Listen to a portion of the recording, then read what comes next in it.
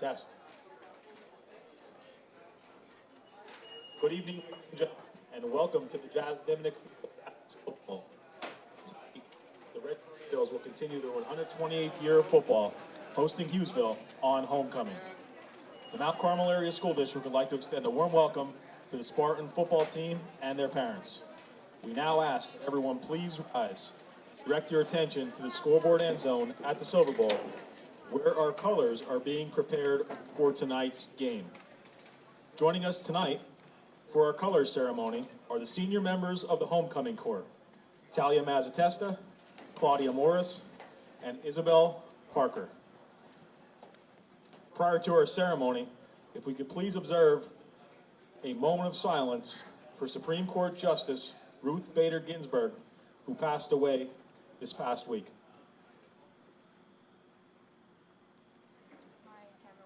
Thank you. At this time, we ask you to remain standing for the Mount Carmel Area Alma Mater to be played by the Big Red Band and to remain standing for our national anthem.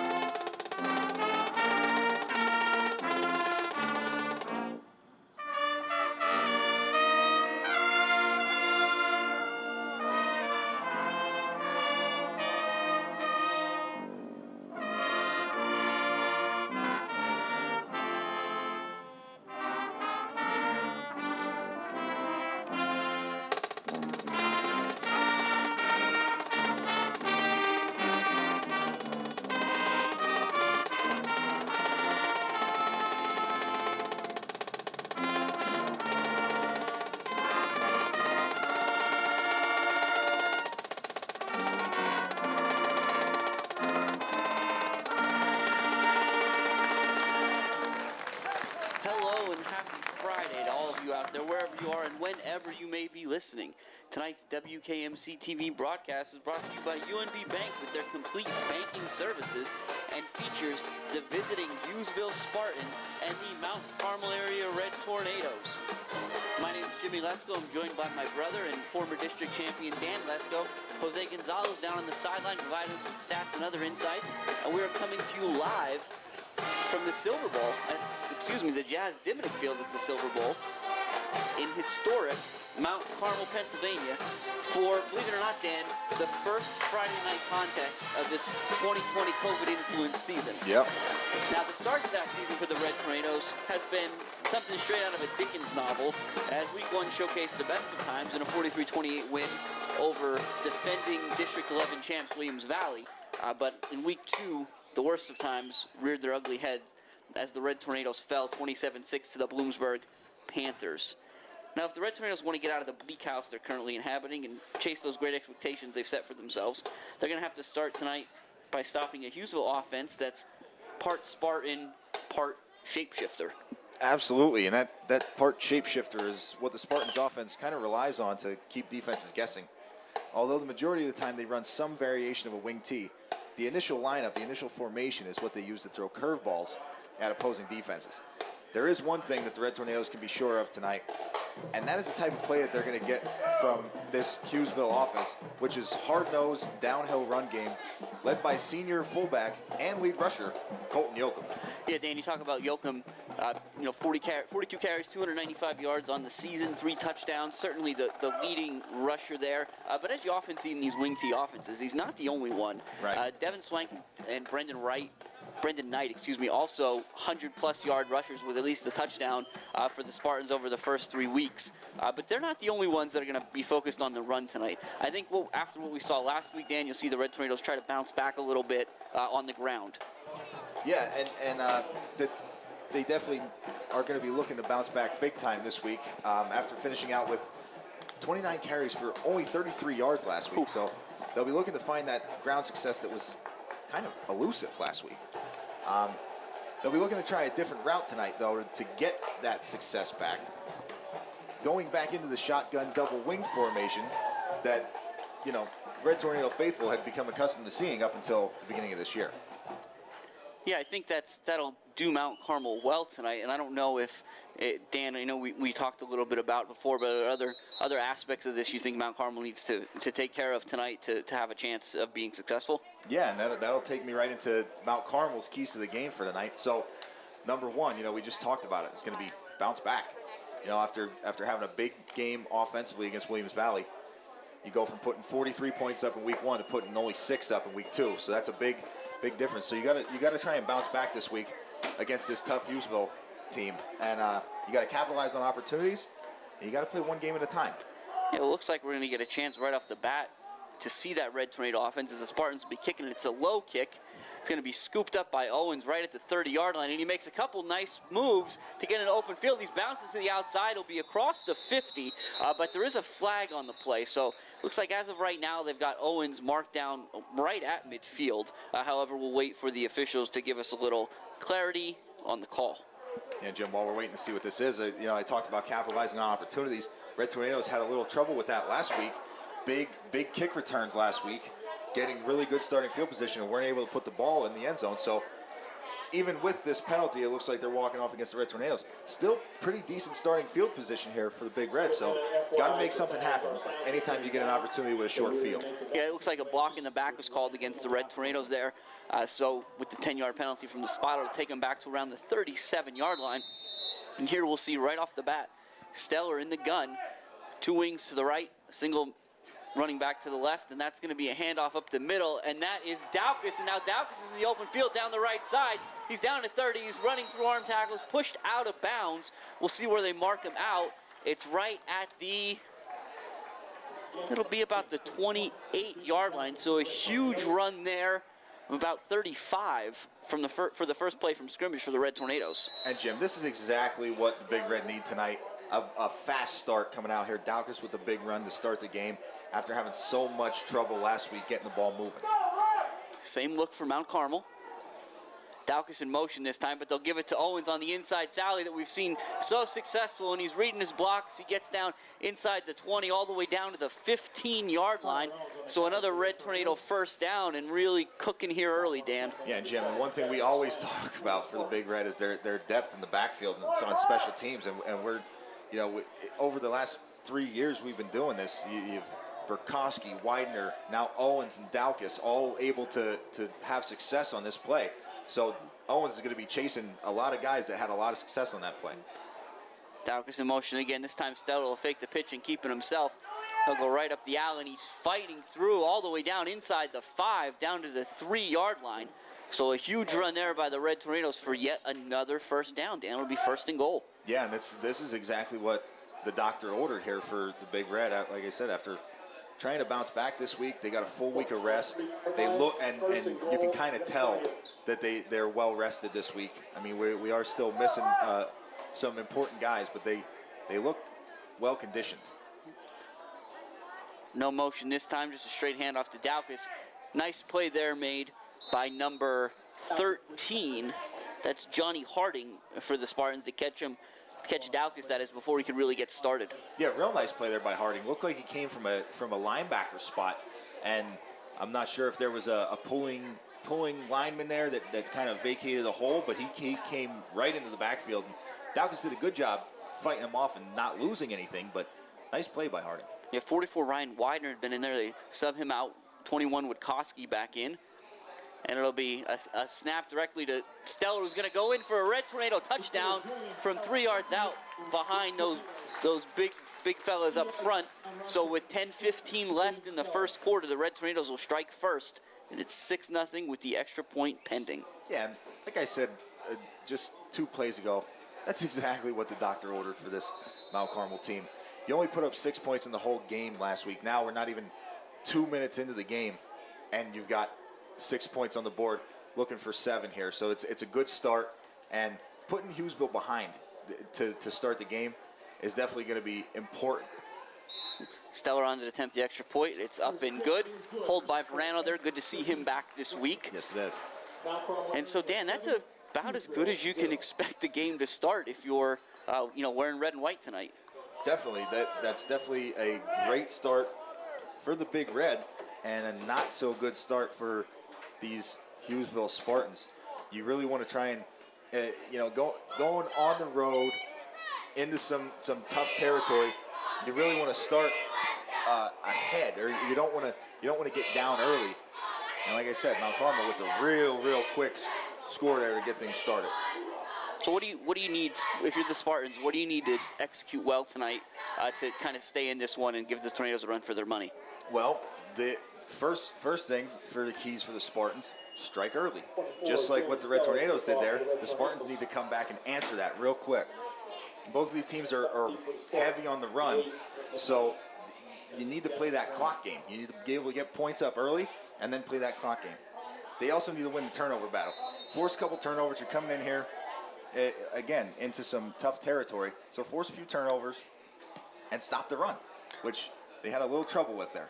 It's Brendan Knight. He'll let Stellar's kick bounce in front of him and scoop it up at the 15. He'll fight forward, and a host of Red Tornadoes will drop him right at the 25-yard line. So that's where the Spartans will start their inaugural drive of the night. Yeah, Spears did a real good job getting down the field there, fighting off some blockers and making that play. We see him in a lot of these special teams tackles. He's coming down from one of those gunner spots, I believe, one of those corner spots. Does a real nice job of getting down there and getting a good route to the ball. Hey, Dan, so we talked about it before. There's a couple Red Tornadoes banged up tonight. One of them, Matt Kelly. He spelled in there number 61, Jack Robert, over the nose. And before the Spartans can get started, we'll get a flag here. Wait and see which direction the officials want to move here. That's going to be an illegal motion against the Spartans. Yeah, Jim, you talked about the missing Matt Kelly in there. Good thing we're seeing Jack Robert in there spelling him. But, again, you talked about it on the extra point there. It's nice to have Verano back in that safety spot in the defensive backfield there. Swink under center. It's going to be a pitch pass. And it's incomplete. It'll fall harmlessly to the turf, fortunately. So that was Swink takes the snap. He pitched that one to Swink pitches to Swank, who went downfield for Dilena. Unfortunately, the Red Tornadoes diagnosed it pretty much just at the last second. Good recovery there by Verano to make sure that falls incomplete. Yeah, real good job recovering there by Verano, and good job just getting a hand on that ball and knocking it down. I like the Spartans' decision there to kind of try and pull out the stops here early. So again, Swink under center. Dilena comes in motion now. We're going to get another motion penalty, it looks like, against the Spartans. False start. So 2nd and 15 will turn into a 2nd and 20. and at least early on the Spartans are heading the wrong direction. Yeah, a little early game nerves here possible for the Spartans. Definitely not going in the right direction. I talked about them needing to kind of strike early to get things moving here, and you're right, Jim. They're going backwards. I got Swink running back and forth to the sideline. That's give the kid credit. That's a tough job in addition to playing quarterback. Yeah. So they're going to hand it off the left side. And again, that's number 7, Swank. He does a nice job getting upfield. He's getting close to the initial line of scrimmage. He'll be at the 24, but still going to, for all that nice 9-yard rush is going to leave you with a 3rd and 11. Yeah, Jim, that's that wing T there. Although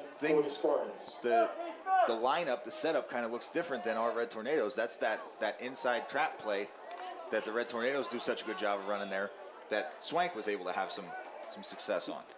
So real tight formation, 2 tight receivers on both sides. Swink's going to throw it.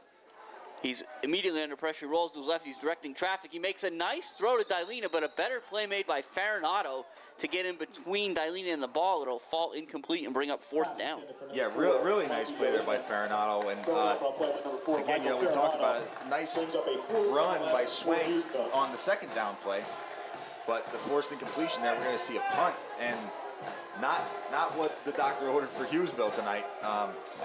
The Red Tornadoes going to be looking to go up 2 scores after taking this punt. It's like Spears and Farinato back deep for the Red Tornadoes. Dilena will handle the punting for the Spartans. It's a good snap. The Red Tornadoes got a good rush. It's a high, short punt. Everybody's got to get out of the way. It'll take a Spartan bounce. Farinato picks it up on the fly and tries to make something happen, but a good play there made by Swank, throwing him down pretty much where the Red Tornadoes started the last drive, right around the 37-yard line. Yeah, again, Jim, this is another one of those situations where Red Tornadoes got to take advantage of their good field position, good starting field position. Anytime you start, I feel like anytime you start on the plus side of your own 30, you're in good shape. Yeah, so the Red Tornadoes, Dan, they scored so fast last time, we barely got through any players, right? Right. So, again, we got Stellar in the gun. It looks like now it's Witkowski to his left. Timko and Belichick are the tight ends. Widener and Owens are in the wing on the right, so Witkowski's going to go in motion, but they'll hand it to Owens, and he's wide open on the left side of the field now. Widener does a nice job of, unfortunately, making as best a block he could given his position. Yeah. Regardless, Owens will be down near the 30. It'll be the 31, so we've seen the shotgun double wing showing fruits of the labor almost immediately, Dan. Yeah, definitely showing. This looks like the Mount Carmel offense that we saw in week 1 and the offense that we became accustomed to seeing last year with this ground success. And I like the fact Coach Dara is keeping these running backs fresh, subbing them in and out. Stellar sends Witkowski again. Now he's going to throw. He's rolling out to his right. He's under pressure. Does a nice job of avoiding one rush, and he throws it in the direction of Owens, and he's got him all the way down at the 2. So a great throw and catch, but there is a flag in the area of offensive holding. We'll wait for the call to be official, Dan. Yeah, we'll see here. A little discussion. Looks like we're going to get a call here. And they're moving everything back. Yeah, that was a tough one. Yeah. Oh, okay. So that's going to be an illegal formation penalty against the Red Tornadoes. We can just barely hear the official call out. It was 5. Did you say 5 men in the backfield? That may have been what it was. Just the wrong. Wrong lineup, and that's what happens. You go from having Stellar under center, a little bit of a different thing now. Guys got to relearn this. They got to relearn it, so they got to know where they're supposed to be, and you're going to have that. It happens. 1st and 15 now, 8:10 left in this one. The Red Tornadoes already up 7-0. Pitch to the right side to Witkowski. He'll get back to the initial line of scrimmage and a little bit more inside the 30. Tackle on a play by number 10. Give him the 28. Yeah, nice run there by Witkowski. Like I said, we saw Daukus in that spot earlier. Now we see Witkowski in there. Coach Dara doing a really nice job of keeping these backs fresh. 7 brings up a second. These guys are playing both ways. We talked about some injury issues that they've been having so far. So you got to keep rotating those guys in, getting them their rest. Stellar brings Owen in motion. He fakes it to Owens and keeps himself up the middle. Does a nice job of making the initial tackler miss. Gets himself an open field. Now he's just looking for direction. There's a nice little stutter step, and he's in from 24 yards, 28 yards out for the second Red Tornado touchdown, and Stellar's second of the day. And Jim, that was a heck of a run there by Stellar. Did a nice job making guys miss, running through arm tacklers, setting up his blockers, and then make a really nice play there in the open field to just make a guy slow down enough that he was able to get around him and get to the corner. Really nice job there by Stellar. And this Mount Carmel offense is humming. Yeah, again, we talked about it last drive, but for 2 drives, that's what more do you want? 2 drives, 2 Stellar touchdowns, 2 Stellar extra points, and a 14-0 lead early on. The Red Tornadoes on top of the visiting Spartans, 14-0 with 7:52 left in the first quarter. Yeah, Jim, I like what Coach Dare is doing. Yeah, change the offense up a little bit, but you don't go away from your bread and butter. You know what I mean? You don't go away from what got you this far. And that's this run game. You know, had a not too. It was a rough week last week on the ground. 29 carries, 33 yards. You're averaging, what is that? Maybe 1.1 yard a carry, something along those lines, maybe less than that throughout the game. And then Daukus comes out. First play from scrimmage, I think ends up with a longer run than we had total yardage last week on the ground. So, you know, you change things up a little bit. You make those slight adjustments, but you stick with what works. You stick with your game. You stick with your guys, and that's what Coach Dare is doing. And right now, it's proven fruitful for him. And Swank, back deep for the Spartans. And Swank again, back deep for the Spartans. No change there. Stellar still handling kickoff for the Red Tornadoes. Will send this one deep. This time it'll be Swank at the 12. He's going to try to get up. The Red Tornadoes do a great job of fighting through those initial blocks. Swanks does a nice job getting the outside. The ball's on the turf. And the Red Tornadoes had an opportunity. It just bounced a little bit too much. And so the Spartans are fortunate to maintain possession of the football. 1st and 10 at the 35-yard line. Yeah, Wachowski coming from that angle was able to punch it out. And along the sideline there, usually that ball's going to go right out of bounds. And it just laid there along the sideline. Feliciano just about had it, couldn't hang on to it. But, again, good job there recovering after it looked like Swank had some open field there. Speaking of Feliciano, he's going to get a look there at the far corner. Spears on the near corner. That's going to be a handoff up the middle to Yoakum.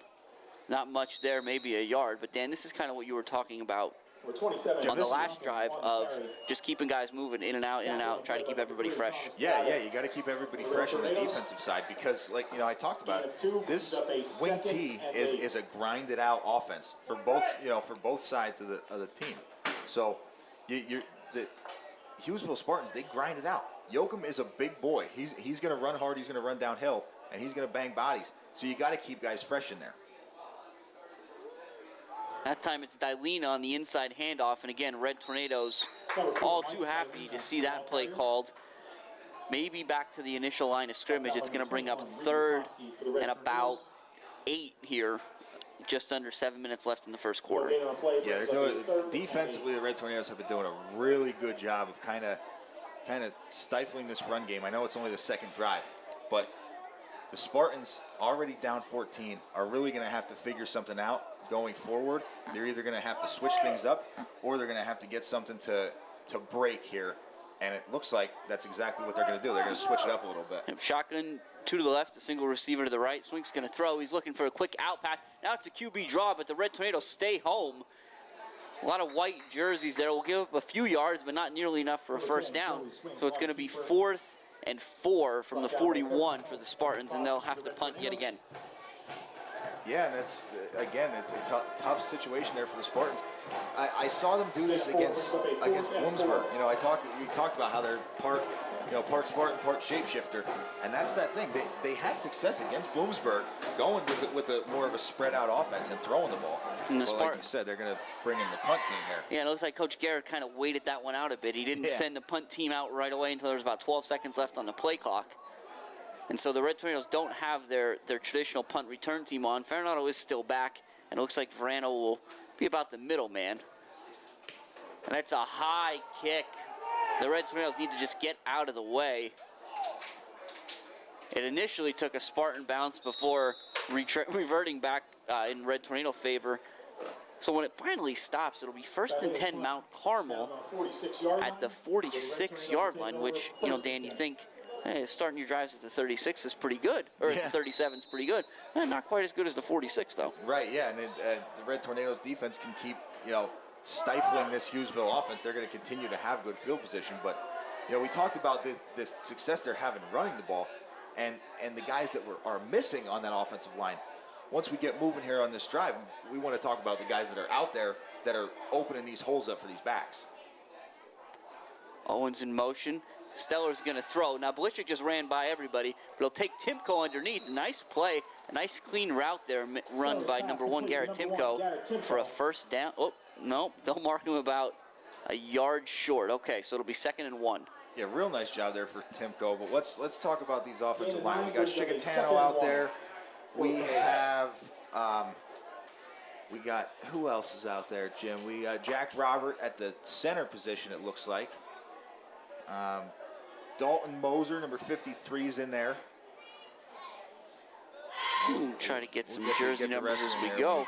Keep moving, because they're doing a great job to start this game. Steller's going to pitch it to Daukus. Daukus has a wall of red jerseys in front of him. Does a nice job getting out of bounds. And again, I give the Red Tornadoes a lot of credit there. There were so many red jerseys in front that it would have been pretty easy to catch one of those silly blocking the back penalties. They did a nice job of laying off and just letting Daukus finish the run. They did a really nice job, and you know you get these backs helping each other out, getting out in front there. But you know we talked about the linemen. You had that whole left side of the line there. It looked like Chicatano, Moser, and Robert out there. So Steller in the gun.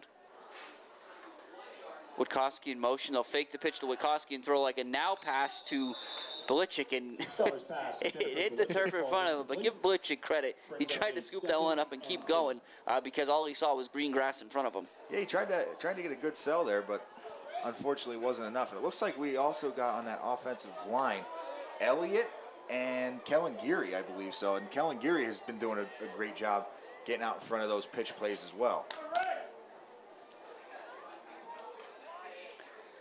2nd and 10 for the Red Tornadoes. 5:11 left in this one. Driving again. Steller's going to throw it again. He's got Belichick on a hook route. He has a nice job throwing the ball to the outside boundary. Belichick hauls it in, moves upfield. They'll mark it right at the 20 for a Red Tornado first down. For Hughesville. Yeah, Jim, I got to correct myself there. That's my bad there. It's Kenny Wetzel, number 60, not Jack Robert, number 61. I was getting those mixed up there. Kenny Wetzel in there at that center spot, doing a nice job for the first week being, you know, exclusively in the shotgun. Yeah, and I think that makes a lot of sense. Dan, I'll give you a pass on this one for missing that for a second, just because the Red Tornadoes are doing such a good job moving guys in and out. We've seen Robert a lot tonight already. Yeah. We've seen Wetzel. And that's going to be a snap to the up guy. That's Widener, and Widener's now pushing all the way inside the 10. The Spartans are ripping at the football. It's not going to work. They'll mark him down at the 5. For the Red Tornadoes. So 1st and goal from there.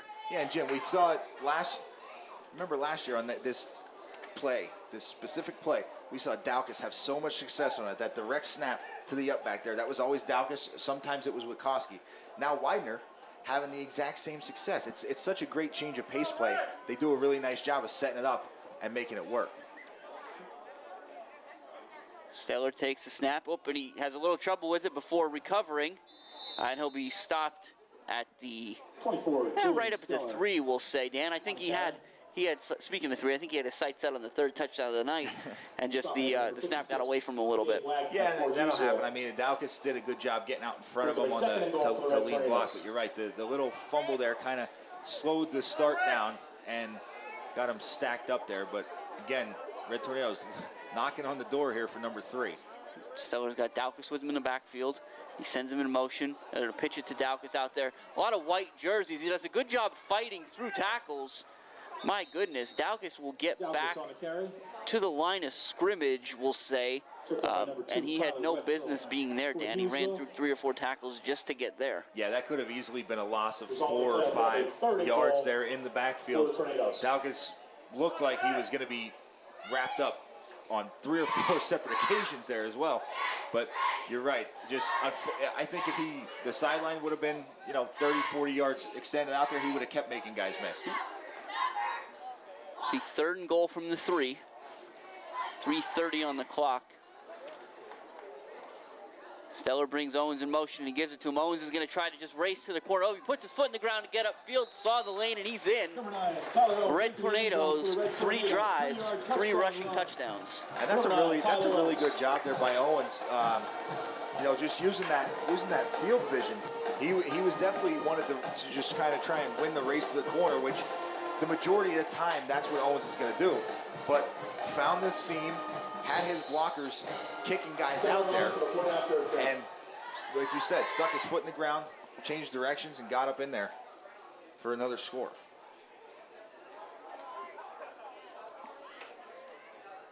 Stellar on for the 3rd time this quarter, and that's up and good. So 3:20 left in the first quarter. The Red Tornadoes have come out red hot and jumped out to a quick 21-0 lead. Yeah, Jim, you know, we keep talking about how this offense has kind of got its mojo back here, but I mean, you got to give a lot of credit to the defense for giving these guys such great starting field position and for just continually making stops. I mean, that Hughesville Spartan offense, watching film on Hughesville, they do a lot of different things. They give you a lot of different looks. Like I said, it usually all ends up being the same, wing tee sets, but they give you a lot of different looks. And majority of the time, in Hughesville's 2 losses, they've been able to put points on the board. They've definitely been able to score points. It's just been stopping teams that has been their struggle. So the Red Tornadoes holding them, to really very minimal yardage to start this game off is a really nice job on the defensive side of the ball. Stellar set to kick. Checks his gunners. And away we go. This one's going to be the Knight again at the 13. Oh, he has a little trouble with it. He scoops it back up, and the Red Tornadoes do a good job of converging. But Knight's in the open field now, and it's a foot race. Spears has a beat on him, so does Stellar. They'll knock him out of bounds, but not before Knight gets one heck of a return into Red Tornado territory. It'll be all the way down to the 38-yard line. Yeah, Jim, we've talked about it before, and I think it's something that needs to be said. When that ball hits the ground on a kickoff, it's tough for guys to maintain, stay in your lane, don't go after that ball. You know what I mean? So the ball hits the ground, everybody's eyes go to the ball. You kind of get off the returner, and he's able to find the holes there, and did a nice job making up for putting it on the ground there. Swink brought Swank in motion, but ultimately handed it to Yoakum. The Red Tornadoes do a good job of gang tackling, but again, Dan, we talked about it before. Yoakum's a strong kid. He'll get out inside the 35, give him a gain of about 6, and he worked really hard for those. Yeah, that's a tough run. He definitely worked hard, but you're right. This is exactly what to expect when Yoakum's carrying the ball. He's a good change of pace guy, and I mean, if they feed him, he's going to get his yards. See what they do on 2nd and 4. Dylene is in motion. They'll hand it to him. He's got some defenders in front of him. He's going to be ripped down by Robert. Number 4, Mikey Dylene, the ball carrier, brought down by number 61, Jack Robert. There are flags on the field. Yeah, I'm not. Going to be officials timeout for an injured player. I'm not sure what the flag's going to be here. Robert did a really nice job. Looked like he got a jersey and just yanked him backwards. But the flags are that's usually you see a guy going in that direction and then getting pulled backwards. They throw a flag for a face mask or a horse collar, even if it's not technically what happened. But we'll see what we got the trainers out there attending to Robert right now. Yeah, we'll wait and see what the call is here, Dan, but I think you're right. That's one that, yeah, they're going to call a horse collar. So Robert's going to pay for that, and the Red Tornadoes are going to pay for that one with 15 yards. But you're right. That's one that looks bad because of the way Dylena goes down. Yeah. But there, there's no malicious intent there. It's not. It didn't get on or inside the shoulder pads. Right. It was just a little higher on the jersey than maybe Robert meant to. Yeah, and I mean, even still, if it is higher on the jersey, normally that's really legal, but it's so hard for the referees to see it at that point, especially in the wash there where Robert's coming from that nose tackle spot. Right, and for those of you out there watching at home, you probably have the opportunity to slide that feedback, or on Wednesday night you can check it. And that's a really fortunate opportunity to have, especially in 2020 with the COVID world. So as the Red Tornadoes attend to Robert here on the field. Just a friendly reminder that, again, the sights and sounds of tonight's game are coming to you live thanks to the generosity of the Red Tornado community near and far. And tonight especially, you think about UNB Bank and what they've offered, their assistance and their patronage to enable us to do this. Yep. So, as the district continues to do big things, and its partners as well, just please remember that no donation is too small at this point. So please be sure to listen each week. When you get out to redtornadofootball.com, there are options to donate. We've got a lot of really good things going on in the community that you can be a part of. The Brick Project, the Education Foundation, a lot of different things, a lot of different partners here that help make this possible. None, very few more important, I would say, than the actual students that run the TV studio and make these games happen the way that you're used to seeing them.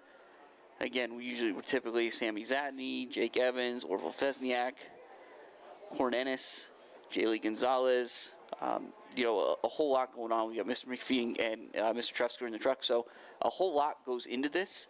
So please, when you're enjoying it, you're warm, you're having your hot chocolate, whatever the situation may be. Maybe you have a little pizza from somewhere like Hollywood, Chicano, Matucci's, any of these good local places. Just don't forget about us, so that you can continue enjoying this, especially as the weather starts getting cold, and some more football is yet to be played this season. Yeah, and we talked about it. The sponsors here that we get put out there every week. We've had a lot of great viewership over the past few weeks, and really, and we come out here every night. We get to come to the games. We enjoy it. We love it, and we're just happy that we can let other people enjoy it as well. Yeah, and I mean, speaking of other people and being able to enjoy it, I mean, I think if you're from the area, if you've typically been here, you know where the creature bleachers used to sit, and now that's the Tornado Brick Project. I don't know if we have the opportunity tonight, if we have the ability to get any kind of video of that, any shots there, but really, it's a really cool thing, and I'll just give you the details on how you can be a part of that. Again, so it's a legacy brick project here at the Silverbowl. It's a 6-foot by 6-foot water jet image of our beloved Red Tornado logo in the center. So you can purchase. It's surrounded by 4x4 and 12x12 inch bricks. So you can go ahead and purchase those, or 4x8 inch bricks. So a typical brick, or kind of a more square foot stone.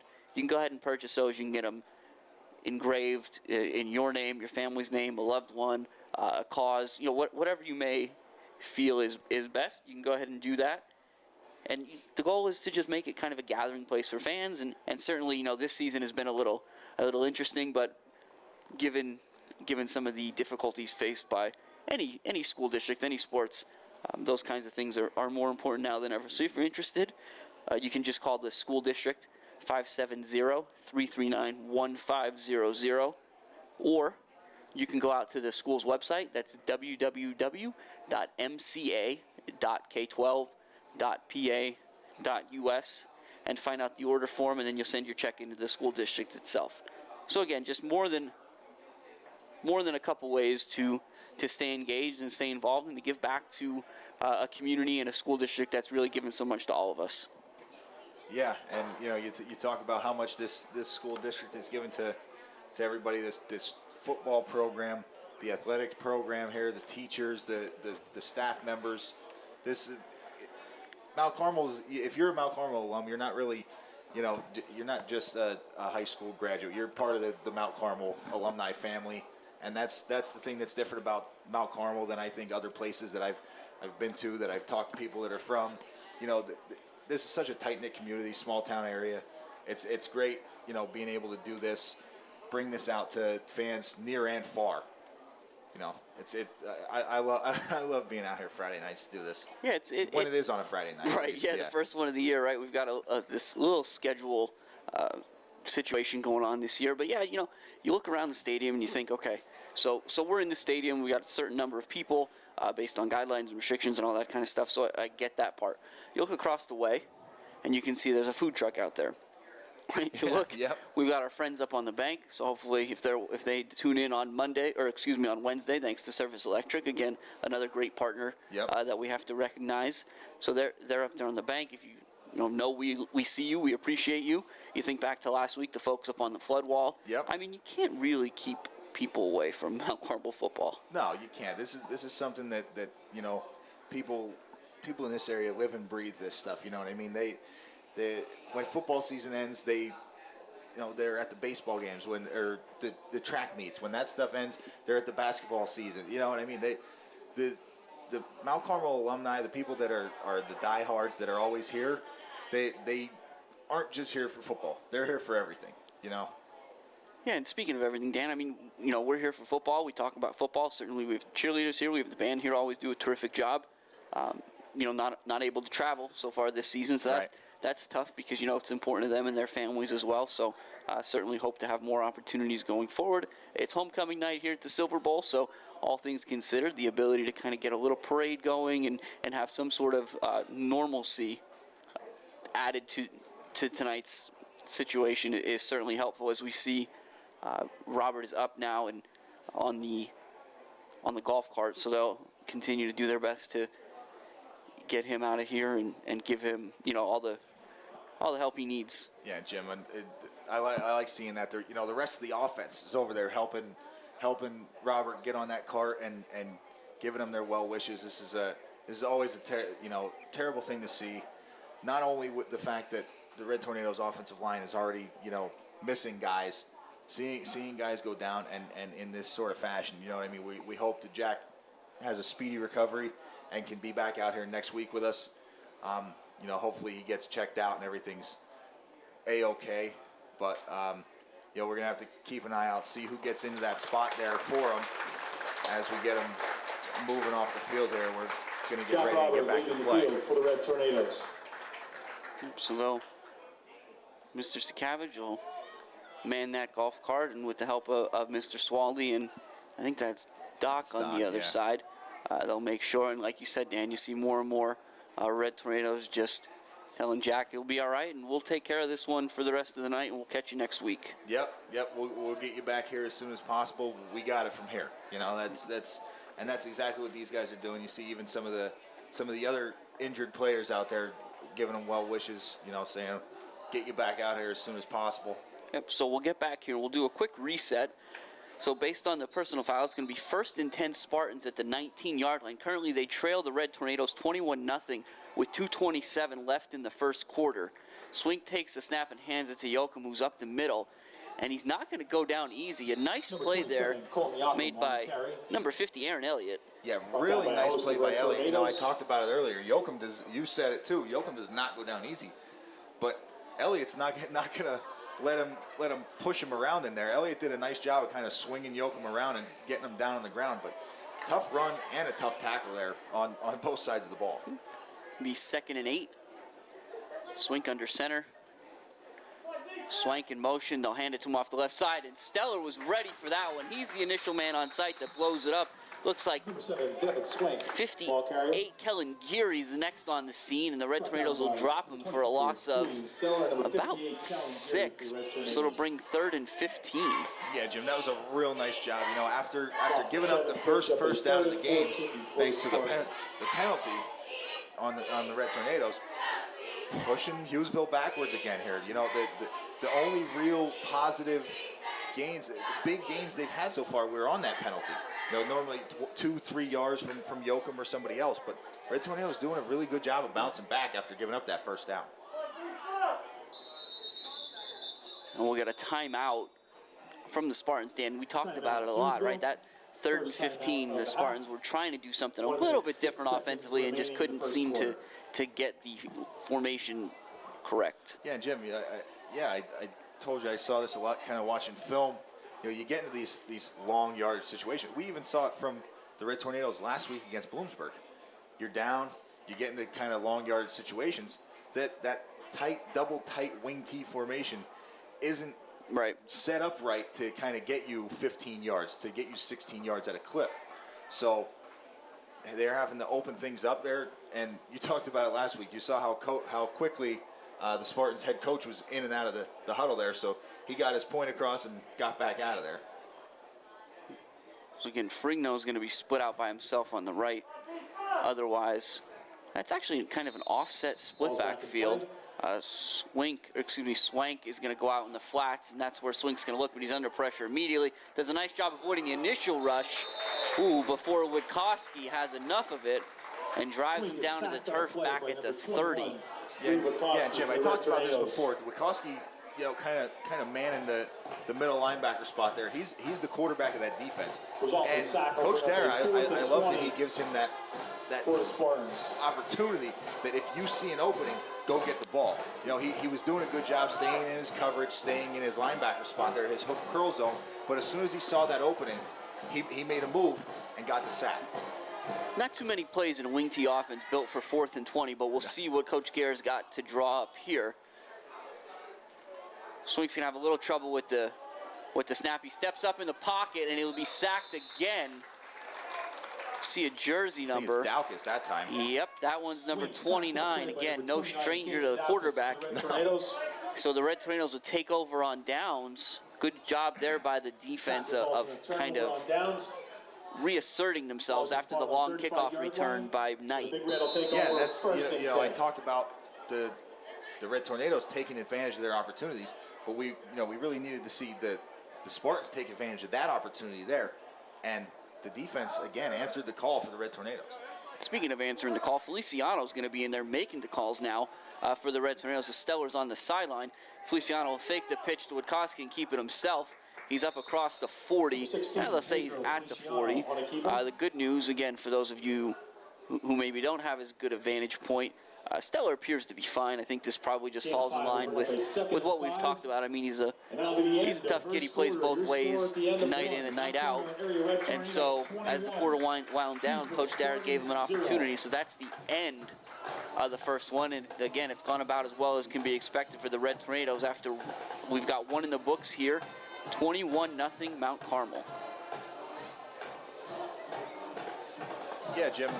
Real good job by the Red Tornadoes there. Attention fans, we have a COVID safety announcement. Thank you for attending tonight's quarter game. there, doing a nice job. Just 3 drives on offense, 3 touchdowns. It's a really good start for the Red Tornado offense, and I hope it's more of the same. You saw Feliciano getting his opportunity in there, and we talked about it. In this offense, the quarterback, you're calling the play, you're the signal caller, you're the guy making the reads and everything, but you're basically a 4th running back in that backfield. So with Stellar playing both ways, doing the kicking, the punting, all that other stuff, keeping guys moving around is a really nice job by Coach Dara, just keeping everybody fresh, even the quarterback. 2nd and 5 for Mount Carmel. Feliciano's going to fake the pitch to the left, and he throws it to Belichick. Belichick had the alley. It'll fall to the turf. A nice little... We've talked about this the last couple weeks, I think, Dan, and probably over the last few seasons. There's certain wrinkles that Coach Dara has in that playbook that when they execute well, that maybe doesn't go for the 6 points that it could have. Right. But it's a good-looking play, right? Absolutely, and I think Feliciano did a really good job of selling it, even though he's not the the full-time quarterback right now. Did a really good job of kind of making that fake one way and looking back. That's all you have to do as a quarterback is get those safeties in their corners' eyes to move, and you can execute plays like that. So 3rd and 5, Daukus goes in motion. They pitch to him. It's a high pitch. Daukus does a nice job of pulling it in with one arm. He picks his route, and that was a smart move by Daukus there. That's something you see your seniors do. He realizes he wasn't going to get to the corner, but he does have to pick up the first. So he thinks, I'm probably going to get hit for this, but at least we'll get another set of downs, and he certainly does into Spartan territory at the 49. Yeah, and as he he earns that first down, he also earns himself a breather on the sideline there. Looks like, was it Witkowski in there for him now, or was Witkowski in there? No, Witkowski in there to spell Daukus. And Widener in there as well. Yeah, still at that fullback spot. Widener and Owens on the left, along with, it's a heavy set to the left there for the Red Tornadoes. Feliciano's the high snap, and he gets it to Witkowski, and that one's tough. Witkowski's going to lose 2 on that one, but again, good surge there by the Spartans. Looks like 53 Cole Dyer and 65 Chase Snyder in there on the tackle for the Spartans. Yeah, Joe, I think that's one of those situations you saw Belichick kind of flexed out there, not in tight at that tight end spot. He had him flexed out. Normally you do that because you want to kind of pull that defensive end outside with you, but he wasn't able to do it, and he just went inside and was able to blow the play up in the backfield. 2nd and 12. Feliciano more clean. That's Witkowski. That's right up the middle. Nice job. The ball is out. So Owens jumps on it. Not entirely sure Witkowski wasn't down, but no harm, no foul here as Owens is Johnny on the spot. 1st and 10, Mount Carmel at the 33. Yeah, it definitely looked like Witkowski was very, very close to at least being down. But like you said, I think it turns out to be, Owens recovers at a yard behind where Witkowski would have ended up. So nice run there by Reed. I don't think Reed's one of those guys that he don't like losing yards. So he definitely, when he took that handoff, he looked angry running that ball. And I think a lot of guys just kind of got out of his way. So it's the inside handoff to Owens, and that's a great move by Owens there. Now he'll bounce outside, he'll get inside the 25, give him the 24, about a yard short of the first down. But that inside handoff, Dan, there's a Spartan there, and it seems like they're there almost every time in perfect position. But Owens is a tough guy to wrangle in space. Jim, yeah, and I believe that's kind of how that play's designed. You want that defensive end to come upfield. The play side defensive end to come upfield, and you rely on that back to just be shifty enough to make that one guy miss, because after that, there's only a corner and a safety behind him. Now they look a little more open here, and open in the sense that Belichick will be split out by himself to the left, and Feliciano's going to throw. He's looking there. He's going to throw him a go ball, and Belichick's going to go up, and he pulls it away from the defender. So that's going to be the Red Tornadoes' 4th score of the game. The first one through the air on a 24-yard pitch and catch from number 16, Pedro Feliciano, to number 2, Mike Belichick. And Jim, you got to love seeing that. For one, Feliciano does a great job getting that ball out to Belichick. And we talked about this. That's all you need to do for Belichick is get the ball up in the air and let him use that size and go up and get it, which they did. But you also love seeing the fact that Stellar, after Felicia running out there for the extra point, super excited for his counterpart at the quarterback position there for completing that pass and making a big play there. Absolutely. The Red Tornadoes get their special team unit situated here. Stellar will be on for the 4th time tonight. It's a good snap from Dowk. It's a good hold from Verano, and a kick is true from Stellar. But now we'll wait. There is a flag. I'm not sure if we missed it initially or if it came in late. Jim, there were a lot of guys near the kicker there at the end of that play, so we'll have to see. It looks like the field goal team coming off the field. Yep, so the field goal is good. This is going to be a personal foul running into the kicker. Yep. Or I guess at a personal foul, it's a roughing the kicker against the Spartans. So that'll be assessed on the kickoff.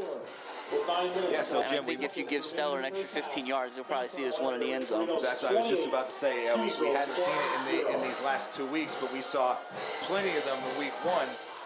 The touchback, so we're going to be looking at second quarter probably, score update. And I think kickers kind of look forward to this. 14. I think they definitely look forward to this. You get that extra 15 yards. So now let's see if I can split the uprights from here. Well, that's like, again, I think it's a little more common now. If you watch, you watch in the NFL for sure. These guys, and it blows my mind to run an offense. I think about our friends, the Chiefs, right? Yeah. With Brett Veach as the GM, I was watching them a couple weeks ago. They go in, I think it's week 1 or week 2 of the season, they go into overtime with the Chargers. Yeah. And they get within like 50 yards, within a 50-yard field goal, and you see them start trying to get the ball where they need it. And Harrison Butker goes ahead and he kicks a 53-yard, they got called off, another 53-yard, they got called off, and then a 58-yard to win the game. Right. Stellar's kick is going to go right to the goal line. Swank will take it out. He'll get up over the 10. Dropped at the, try to get the yardage. It looks like the 14, so it'll be 1st and 10 from the 14. And Jim, at the same time, as a kicker, you like that opportunity to be able to try and just boom it through the uprights, see how far you can kick it. But Stellar kind of finessing that kick a little bit, keeping it from going in the end zone, and then having the Spartans start short of their 20-yard line. First and 10 for the Spartans. 9:06 left in the first half. Red Tornadoes on top 28-0. Swink rolls to his left. He's under pressure. He's got nowhere to go with the football. He's avoiding tackles as best he can. Does a great job. The ball is out now inside the 5. The Red Tornadoes seem to think they have it. We'll see if they do. Initial pressure by number 50. And they do. So just like that, a huge play from the Red Tornadoes. And Dan, you called it out. You start in the shadow of your own goalpost like that. You don't have too much of an opportunity to make a mistake. And unfortunately, Swink does everything he can just to make a play. I mean, he's shaking defenders. He's going from one side of the field to the other. And unfortunately, a ball pops out, and the Red Tornadoes are in business yet again. What do they call that for a quarterback? I think it's escapability. They like to call it. The escapability. Did a really nice job of making about 6 or 7 guys miss before somebody finally was able to punch that ball out and get the Red Tornadoes started here in a nice spot. So that's going to be right up the middle. Touchdown, Red Tornadoes by Widener. So that's a fun, again, Dan, that's a fun, so let's back it up. 5th touchdown of the night for the Red Tornadoes, 34-0 here, 8:50 left. But that's another nice little wrinkle. You got all the motion that you're used to seeing. Feliciano fakes the snap. He fakes the pitch to Witkowski while Owens is in motion. Yeah. Meanwhile, Widener's already in the end zone. Right, yeah, it's definitely, like it's always fun to watch this offense because if you're not paying very close attention, especially down in a tight area like that, I thought that Feliciano handed the ball off to Witkowski up the middle, and it was the direct snap to Widener. Steller's kick is up and good. Steller's kick is good. Your score. And so here we are. 50 seconds. Minute, I guess what, 2.5 minutes, 3.5 minutes. I'll get the math right. Don't worry about me.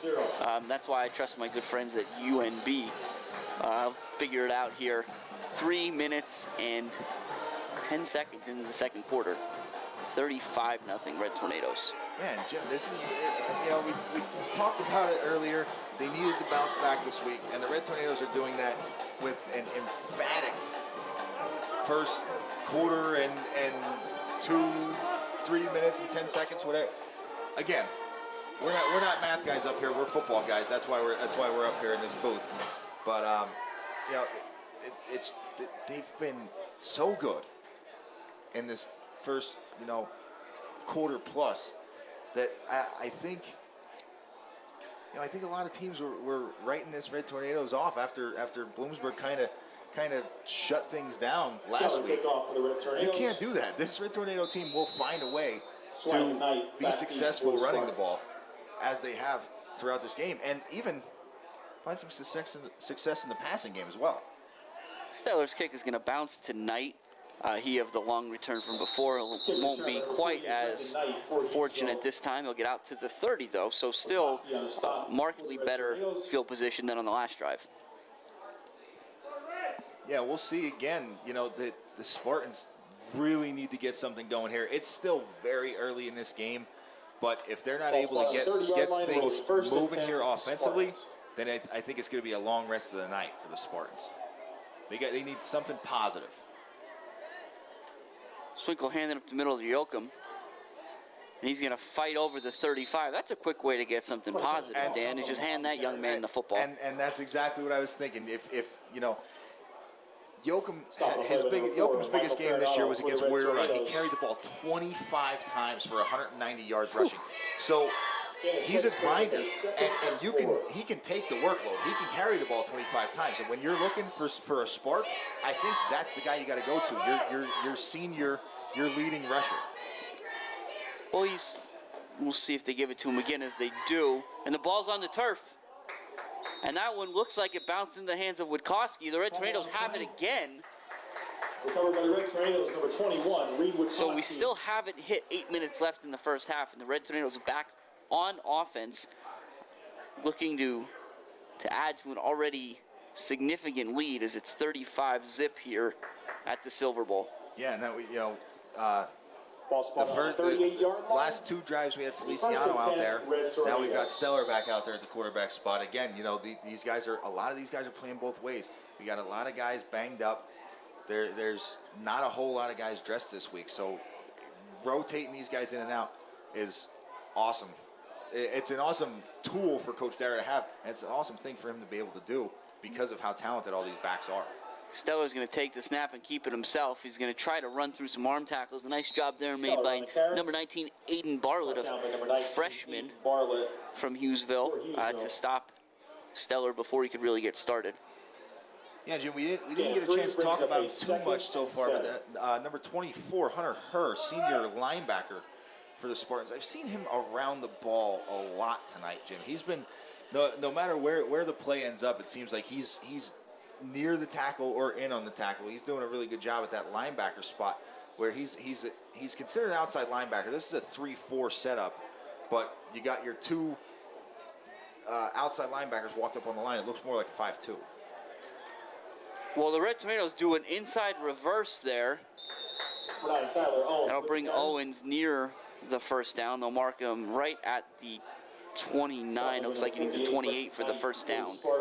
So that was the first time we've seen that tonight, Dan. Yeah, and you know, we talk about it all the time. How many you think that Coach Dara, they do the sweep, the inside trap, and the quarterback keep, and the sweep and the inside trap and the quarterback keep. But they do have so many different wrinkles, so many different plays that can be ran out of this formation. And Dalkus, again, will just pick up the first down inside the 25 to the 23. So keep the chains moving. Snyder on the tackle for the Spartans. Yeah, we've got you know, the Red Tornadoes just looking to keep this ball moving here, and these backs now, I feel like a lot of these running backs seem like they just want the ball. Everybody wants the ball. Everybody wants to run that yardage total up and pad the stats for tonight. Dalkus to the left. Now he comes across the motion right. Steller's going to throw. He rolls out. He's looking back across the field for Belichick, and he's going to miss him a little wide. Just a little left to center there, looking for big number 2, Michael Belichick. Yeah, that's the only downside for that throwback play there, Jim, is the fact that Steller is rolling right, throwing back left. So the Belichick's only 7-8 yards off the line of scrimmage, but that's sometimes that turns into a 20-plus yard throw for Steller to make. And the coverage was actually really good. Guys were nipping on Belichick's heels, so Steller threw it. The only place where anybody would be able to get it would be Belichick, but just out of reach. 2nd and 10. Same look from the Tornadoes. This time it'll be Dalkus up the middle. Again, a lot of white jerseys coming in hard. Again, Spartans certainly haven't called it a night. You know, they've only just begun to fight, I think, at this point. Guys banging down there so hard. Dan, looks like 51. His helmet popped off. That's Caleb Burkhart. Again, Burkhart, one of their leading tacklers this season. You know, had a pretty good year last year as well, 30-plus tackles. So you see, again, these Spartans, they're a proud group. They're tough kids. They continue to fight. They definitely are a tough group, Jim. Like I said, we've seen a lot of physicality, physical game so far on both sides of the ball. And that one will be straight up the middle to Widener again. The Spartans a little more prepared for that one, but all the same, Mount Carmel had one goal there, pick up a first down, and it looks like they did. Yeah, they did a good job of doing that as well. Widener knew that all he needed was 2, so he did a good job of putting his head down and getting that two yards, a little bit more than that, and getting another first down here for Mount Carmel. They're just going to keep that ball rolling. And you saw there, number 50, Aaron Elliott heading back in for number 72, Maddox Lamas there. Freshman Maddox isn't just another example of trying to rotate guys as best you can as they hand it to Owens, and Owens is right up in that alley, and he's going to go in almost untouched from about 12 yards out. So that'll be Owens' 2nd of the night. The Red Tornadoes 5th on the ground already. Yep. And it's 41-0 with 4:47 left in the first half. And Jim, we have to give the Red Tornadoes a lot of credit as well, and not just the Red Tornadoes, but these backs. Because a lot of the running backs, especially guys like Owens and Verano Farinano, guys that are more speed guys, normally those speed guys, they want to get up in the alley and then get out to the sideline. Owens did a good job of just realizing where the hole was at. The quickest route to get to the end zone was going to be straight up the middle, and just stayed tight, got in between a few tacklers, and did what he had to do to get there. Stellar good yet again. He'll be 6 for 6 on the night thus far. 42 just a reminder, at halftime, straight points for the Red Tornadoes to start tonight's matchup. Yeah, and like you said, Stellar 6 for 6, and this Red Tornado offense is 6 for 6. 6 drives, 6 touchdowns, and I think with all the rotation, Jim, this is the only downside of having guys banged up at this point is second quarter the Red Tornadoes are looks like they're trying to shuffle more guys in and out, but they've been doing that all game. Yeah. And they're having success on offense. They're having success on defense. There's not too many other guys that they can be plugged in here. And if the Red Tornadoes are just going to keep moving the ball at will at this point. Yeah, it seems like at some point for Coach Dara, the best he's going to be able to do is have guys not playing both ways. Right. And I think he's done a pretty good job of trying to set that up. Stellar's kick, that one will be taken at the 7 by Swank, and he's hit hard there. Looks like number 7, Devin Swank. Looks like 40, number 1 Timko, and 45 Michael Reed in on the play. Yeah, nice job there by the kick coverage team, as they've been doing all game, except for that one on the kind of 24-yard line, first and 10 fumbled return there. But like I said, that's a tough one on that fumble there, because everybody wants to get that ball. Will be first and 10 from the 24, and that'll be handoff to Knight off the right side, and he's in open space. A nice tackle there made by Farinato to trip him up, but again, they got a good surge there, a little bit of speed in place of Yoakum's kind of brawn. Yeah. And it'll be a first down for the Spartans. Yeah, and there's that spark that could be the spark that the Spartans are looking for. You know what I mean? A little bit of life into this offense. See a lot of different guys in that backfield now. They bring Dailene in motion. The ball's on the turf again. Loose ball. It does look like the Spartans got back on top of that one. Yep. But it will cost them a yard. So it'll be 2nd and 11 from the 40. And Jim, that's unfortunate for the Spartans too, because it looked like they had something set up there. They had some guys out in front of. I'm not sure if that was going to go to Yoakum, but they had some guys out in front, and it looked like there was a wall of white jerseys setting something up there. Yeah, and I think, we've seen enough versions of the wing tee over the years, whether it's the shotgun double wing, whether it's the wing that Southern Columbia runs, whatever the Spartans are doing here. And they'll hand it to Knight off the right side. Again, he does a nice job getting to the outside before Verano knocks him out of bounds. But, like we talk about all the time, that motion, there's so much motion that goes on there that if you commit to it and you keep running, you show the same motion play after play after play after play, and then you add a little wrinkle, sometimes it has a chance to break big. And Jim, that's what the entire point is of that kind of offense is. You have to set plays up. You know what I mean? When you come out in the same set every time, you have to be able to set things up, which is what the Red Tornadoes and the Spartans as well do a good job of. It was 3rd and 4 there, and they went with Yoakum, and the Red Tornadoes were ready the whole time. He didn't gain anything. He actually lost a yard. And so now, while the drive started with the spark, it is 4th and about 5 from the 46. Yeah, that's very different play than what you're normally going to see when Yoakum has the ball in his hands. Watching a lot of tape this week, I didn't see him have too many negative runs throughout this whole season so far. Flags on the field. And so right there, 4th and 5, the Spartans do a nice job of kind of doing the Red Tornadoes that they've done so many over the last couple of years.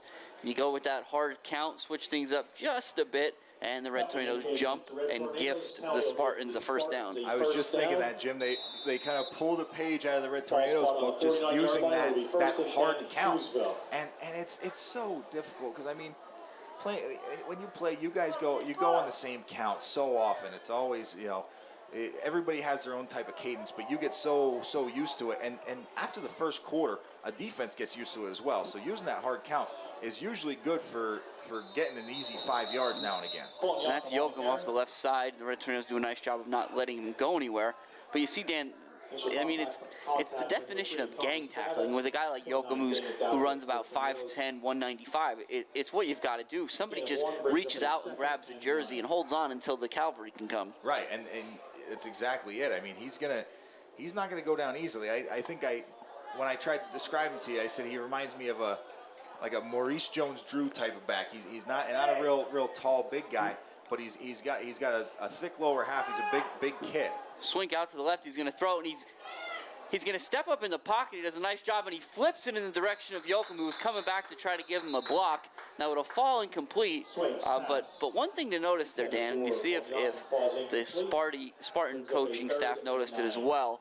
When Swink came to the left, he brought the whole defense with him. Knight had kind of leaked out across the field, and there weren't too many red jerseys around him. But of course, the pressure on Swink kind of prevented him from setting his feet and getting the ball across the field. Yeah, and I think that's part of the problem, although that would be a nice play there. That's kind of like that throwback that the Red Tornadoes have a lot of success on. You know what I mean? You get the whole defense moving one way, you have one person come out on the other side there, and it usually works out, but it's all about just getting the ball there for the quarterback then.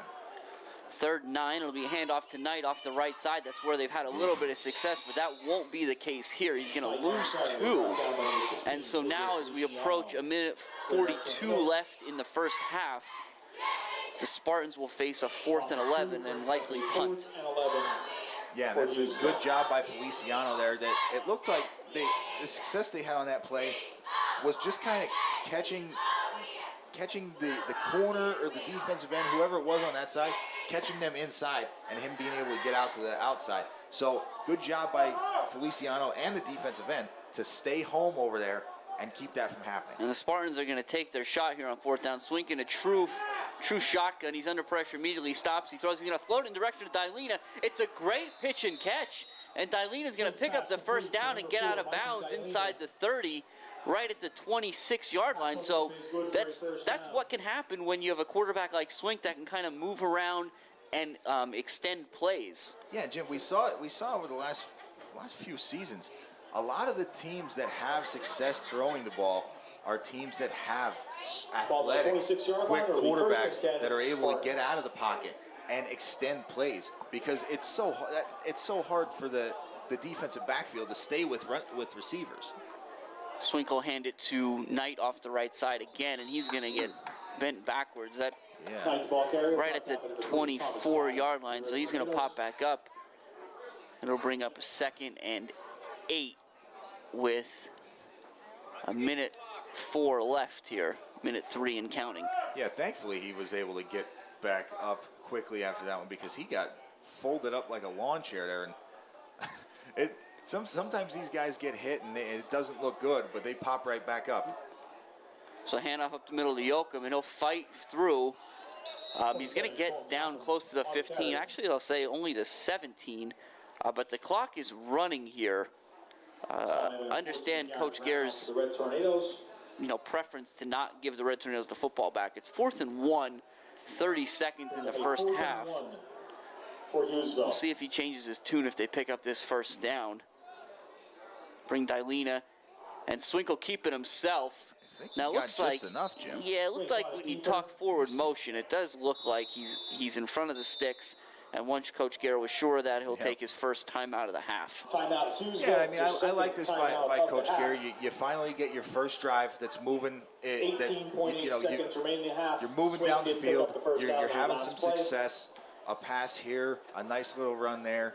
So, yeah, you want to get that 1st down because you don't want to give the Red Tornadoes any time to have the ball back, because they can score so quickly. But you also don't want to waste the first opportunity you've had to put points on the board this game so far. So good job by Coach Gare, just making sure they got the first, getting that timeout in, and now he's going to try and scheme a play here. Maybe give Swink 2 plays in the huddle, something that he can keep the ball rolling here. Well, what's fun with Swink, right, and we kind of kept everything moving so we could talk about what was happening on the field. But what's fun about Swink is when you see those scramble plays, right? I mean, they look chaotic at times, but, as a football team, as an offense, you go through scramble drills. Yeah. And that was exactly what you see with Dilena. His quarterback was moving towards the sideline. Dailina just kind of followed with him, found some open space, and made himself big to let Swing know he was open. And that's the mark of not only a good quarterback and getting away from that, but a good receiver, too, for getting out there and getting in his line of sight. So 1st and 10 from the 15. Swink's going to throw. He's under pressure immediately. Rolls out to his left. He's trying to find somewhere to throw. Now he's going to go back across the field, and he'll be dropped on the sideline there, but inbounds. And Coach Gear is going to call his second timeout. So that was kind of tough for Coach Gear there. I think he needed a second to figure out if Swink was inbounds or out of bounds because he was right on the far sideline. Yeah, he definitely way across the field there. But yeah, you saw the refs kind of, as soon as you saw the ref wind his arm to keep the clocks moving, Coach Gear called the timeout. And again, just trying to get something here. Any points on the board here will be good for the Spartans to go into the locker room. A little bit of a plus to end the first half. But on the other side of things, on the flip side, be a huge stop for the Red Tornadoes after kind of allowing this drive to kind of drag on, being able to get a stop if they're able to. 6.2 left here. Phil Gergen's scoreboard here at the Jazz Diminick Field. Low snap. Swink's going to just get this one out of his hands quick. He's throwing it in the direction of Pequeno. Excuse me, it's incomplete. Great play by Pedro Feliciano. And again, it's not Pequeno, that's Ferrigno, so apologies there. Very well defended there by Feliciano. That was a good job because, and I mean, at this point, unfortunately for Swink, he's got no time. It looks like they're sending a whole different set in here, so it looks like they are going to come out of the spread and go back to the base. So it looks like, Dan, they're going to try to kick a field goal. Okay, so that's the change of the substitution. So this is going to be about a 38-yard field goal. Lining up for a field goal Again, that's number 50, Gabe Larson, it looks like. So it's a high snap, but he gets it down. Larson's kick is up, and that is just short. So that's how the first half is going to end here at the Silverbowl, on a missed field goal attempt by the Spartans. As it stands, the Red Tornadoes will go into the locker room or wherever we're going in this COVID season with a commanding 42-0 lead.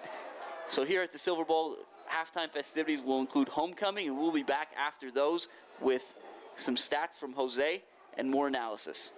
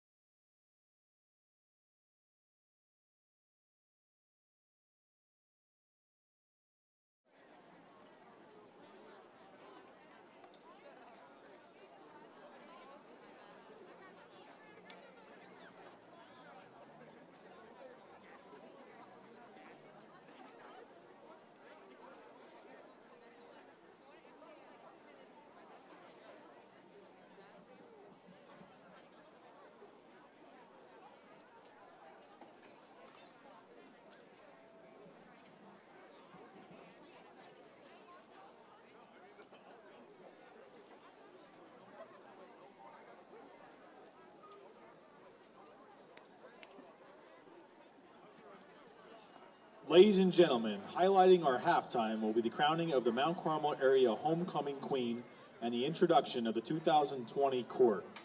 Homecoming is a tradition at Mount Carmel area that has honored MCA students dating back to 1952. At this time, we would like to introduce to you the 3 senior candidates, 2 junior representatives, and 1 sophomore representative who have been chosen by their respective classes. Our sophomore representative is Miss Alana Chapman.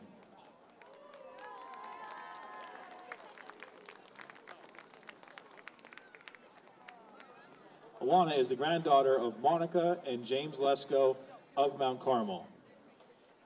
She's a member of the Senior High Chorus, Art Club, STEAMS, Paper Magic, and Woodshop programs. She has also been a member of the Student Council for the last 3 years.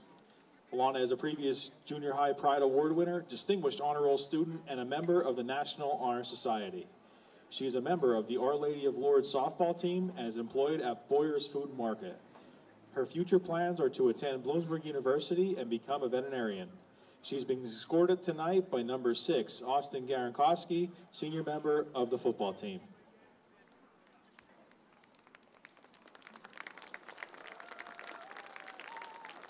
Our first junior representative is Miss Gabrielle Shucker.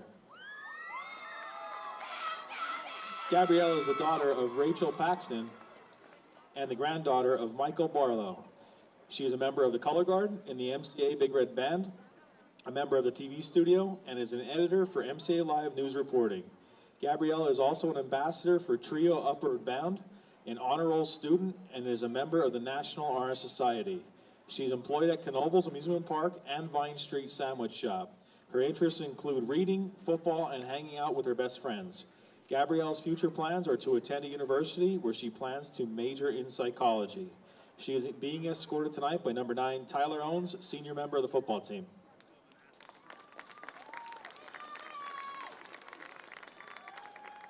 Our second junior representative is Miss Mia Chapman. Mia is the daughter of Michelle and Jack Chapman of Mount Carmel. She is a captain of the varsity girls soccer team, a member of the varsity cheerleading team, basketball team, and track and field team. Mia was a district champion in a 3,200 meter relay during the 2019 track and field season, a member of 2 district champion basketball teams, and served as president of the sophomore class.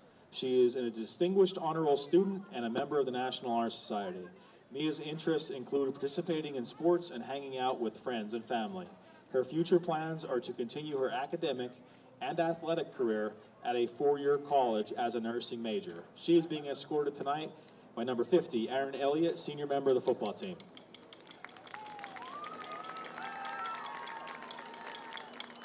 Our first senior representative is Miss Talia Mazzatesta. Talia is the daughter of Tony and Patty Mazzatesta of Coltma. She is a Think Big student leader, captain of the varsity soccer and cheerleading teams, and is a member of the varsity track and field team. Talia is a 2-time district medalist, having finished 3rd and 5th at the state track and field championships during her freshman and sophomore years in the 4x800 relay, and also holds the MCA school record in that event. She has been both an Elks and Eagles Student of the Month award winner, is on the Distinguished Honor Roll, and is a member of the National Honor Society. Talia's interests include participating in sports and spending time with her family and friends. Her future plans are to attend a 4-year college. She is being escorted tonight by number 21, Reed Witkowski, senior captain of the football team. Our second senior candidate is Miss Claudia Morris. Claudia is the daughter of Lou and Gina Morris of Mount Carmel. She is a member of the track and field team and serves as captain of the varsity cheerleading team. Claudia is a Think Big student leader and served as president of the junior class. She is a distinguished honor roll student, member of the National Honor Society, and was also a member of the homecoming court in her junior year. Her interests include spending time with family and friends, shopping, painting,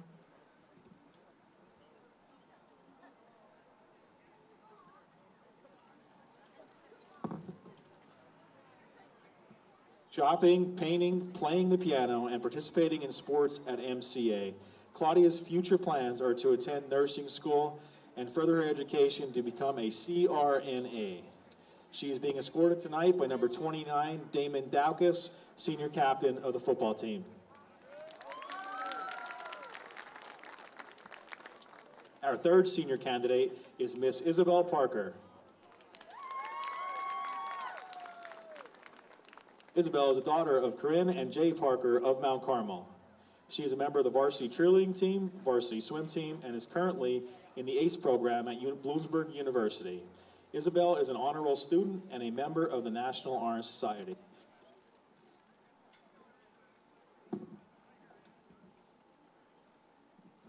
She is a Think Big student leader and is employed at Flo's Donut Shop in Mount Carmel. Isabel enjoys hanging out with her friends and family. Her future plans are to attend a four-year college and further her education in order to become a physician's assistant. She is being escorted tonight by number 1, Garrett Timko, senior member of the football team.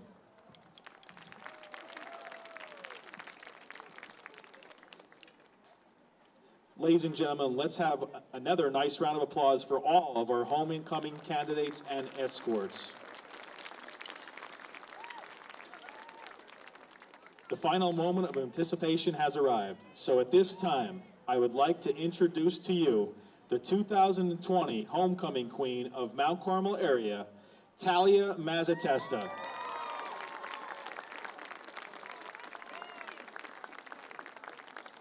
Crowning Miss Mazzatesta will be number 2, Michael Belichick. Number 45, Michael Reed will present the Queen with flowers, while number 67, Eddie Montanez, number 10, Nate Long, and number 12, Ethan Finella, will present the Homecoming Court with gifts.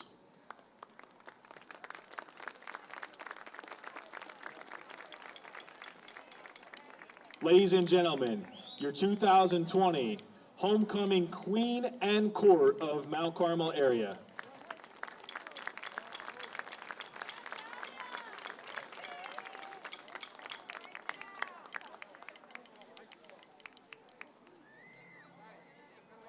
As the Homecoming Court is being escorted to their seats, we would like to take this opportunity to thank all those involved in tonight's homecoming festivities. Your preparation and help are truly appreciated and does not go unnoticed.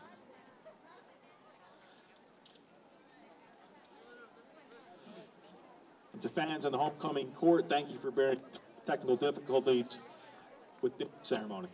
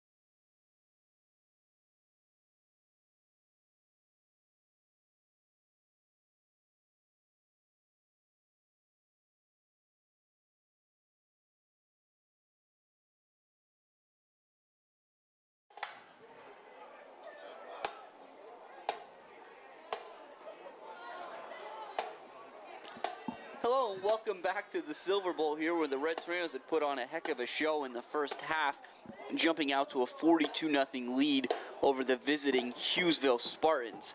We had some halftime festivities, homecoming, always nice to see, and like I think we talked about it a little bit earlier, give the kids a chance to feel like their senior year and 2020 is as normal as we can help with. But certainly when you talk about normal, Dan, I think seeing the Red Tornadoes have success on the ground is normal for most Red Tornado football teams, especially a Coach John Dara Red Tornado football team. And I know we got some stats from Jose. So Dan, can you give us some numbers around that kind of prove out what we saw in the first half? Yeah, definitely, Jim. I'm looking at the stats from again, like you said, from Jose, always on top of things on the sideline down there. Mount Carmel rushing 24 carries for 240 yards, so averaging 10 yards a carry there in the first half. 14 first downs, 3 of 6 passing for 44 yards. So doing a great job on even in the air. That 3 of 6 for 44 yards is a more of an improvement kind of from last week for sure. And then we go to the Hughesville Spartans, unfortunately having a little bit of trouble offensively. 22 carries for 19 yards. 5 first downs, and 1 of 6 passing for 24 yards. That one completion for 24 yards, that big fourth down conversion. And I think Jim, like 3 of those 5 first downs came on that last drive. Yeah, yep. That was aided by that big offsides penalty. Yes, it was, and aided by the offsides penalty, and then so close for the Spartans to put 3 on the board there heading into the half. But the way that those stats kind of coincide. I mean, you heard Mount Carmel stats, you heard the Spartan stats, and that kind of coincides with the way these keys to the game played out. So for Mount Carmel, they've checked every mark on those keys for the game. They've bounced back with a huge first half here. They've taken advantage of their opportunities. A couple turnovers, a couple of times they were in good field position. They put the ball in the end zone, and they're staying grounded. They're focusing on what's going on here. And for the Spartans, unfortunately, they strike early. They haven't been able to put any points on the board yet. They are not currently winning the turnover battle. I believe that's 2-0 Red Tornadoes with 2 fumble recoveries. And they have not been able to stop the Red Tornadoes in the air or on the ground defensively. Well, the good news for the Spartans is they'll get a chance to try and keep up that momentum they had at the end of the first half, as they'll be receiving Stellar's kick to start the second half. Again, it'll be Knight and Swank back deep for the Spartans. They're standing about the 9-yard line. Stellar can certainly get it there. We'll see if he chooses to. It'll be a little shorter. It's going to bounce in front of Knight. Oh, and almost get through the wickets. Knight will pick it up at about the 10. Now, he had success here last time. The Red Tornadoes do a better job covering it. Big stick there made by 45, Michael Reed. That'll be 1st and 10, Spartans at the 26. Yeah, real nice job by that Red Tornado return team of kind of maintaining their lanes on that one. After getting kind of beat on it last time, everybody being aggressive going for the ball, they stayed in their lanes. He was able to make the first guy miss, but there was somebody there to clean that up afterwards. And that Red Tornado defensive line, we talked about Jack Robert being out there, and we saw him leave in the first with an injury. The center, 60, Wetzel. Ken Wetzel, he's out there in that nose tackle slot. Now as the Spartans hand it off to Dylena off the left side. He'll get to about the 27. Yeah, it looked like Michael Reed there. We definitely got some new faces out there on the field, new jersey numbers, so we'll try and get to them as we can. Yes. You got Jake Zarski, 18, at the corner spot there. 72, Maddox Lamas in there at the defensive tackle slot, along with number 70. Try to get a number there for the Red Tornadoes, but as it stands, as a handoff off the right side this time to Dylene, he'll pick up a first down. So nice surge there by the Spartans, and they certainly came out of the locker room with a lot of energy. Yeah, they definitely have, Jim, and I think they're a little bit more. They got a little breather. They kind of had a chance to regroup in the halftime there. So good job by the Spartans coming out and showing some success on the ground to start this second half. 1st and 10 at the 41. Spears on one corner, like you said, Zarski on another, Garankowski, Reed in the defensive backfield. Handoff up the middle. That was Yoakum. Looks like he's dropped by, On the carry. saw 44 Widener in there. Number 70. Michael Langton. Yeah, I was going to say we don't have him on the roster there. Gain of 2 But brings up a thanks to 2nd and 8. Mr. Romanski over there being on top of that. Swank in motion, will hand it to him. He's going to try to get the corner. A nice surge out there. He's around the end, and he's out of bounds. Now, one thing we do need to point out, Brought down by well, one thing I guess maybe rather than point out, I'll question.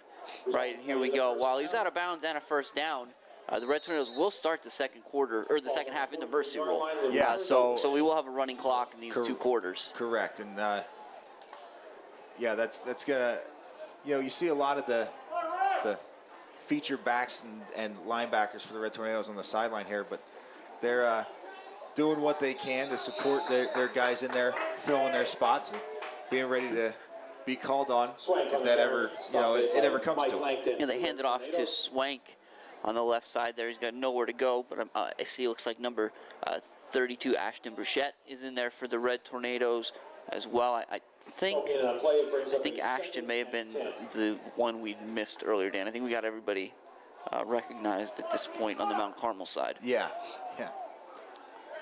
And just as I say that, as the Spartans try to figure out what they've got going on, it looks like also number 28, Justin Widener, now there at a safety slot.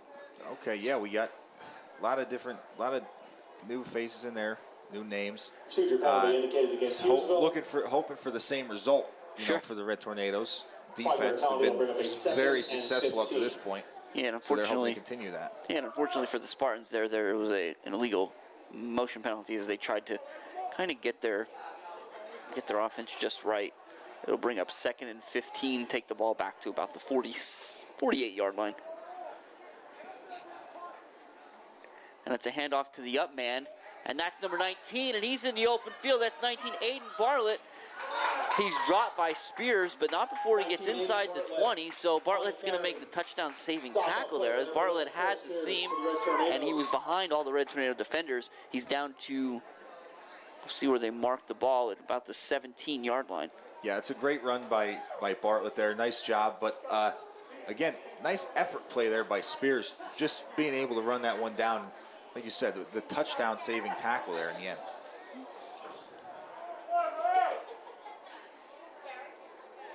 Oh, handoff to Bartlett again. It's that same, and now he's on the right side, and he's in for the Spartans' first touchdown of the night from 17 yards out. So big run there by Aiden Bartlett, and that's that same play, Dan. That looks like Swink's taking that snap, and he's doing a little motion with his left hand for a toss, and he just hands it out with his right hand, and Bartlett takes it and goes in kind of that trap hole and catches the seam. Yeah, it's definitely well-designed play there for the Spartans, and like you said, Jim, they kind of came out of the locker room there with a little burst of energy to get things started.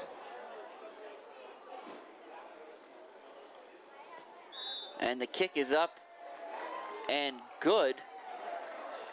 And I can't tell the jersey number. Hughesville. Yeah, I don't think anybody's got a name on that one. We don't have a number 1 on the roster, but it was number 1 from Hughesville with a very nice kick. Credit where credit's due.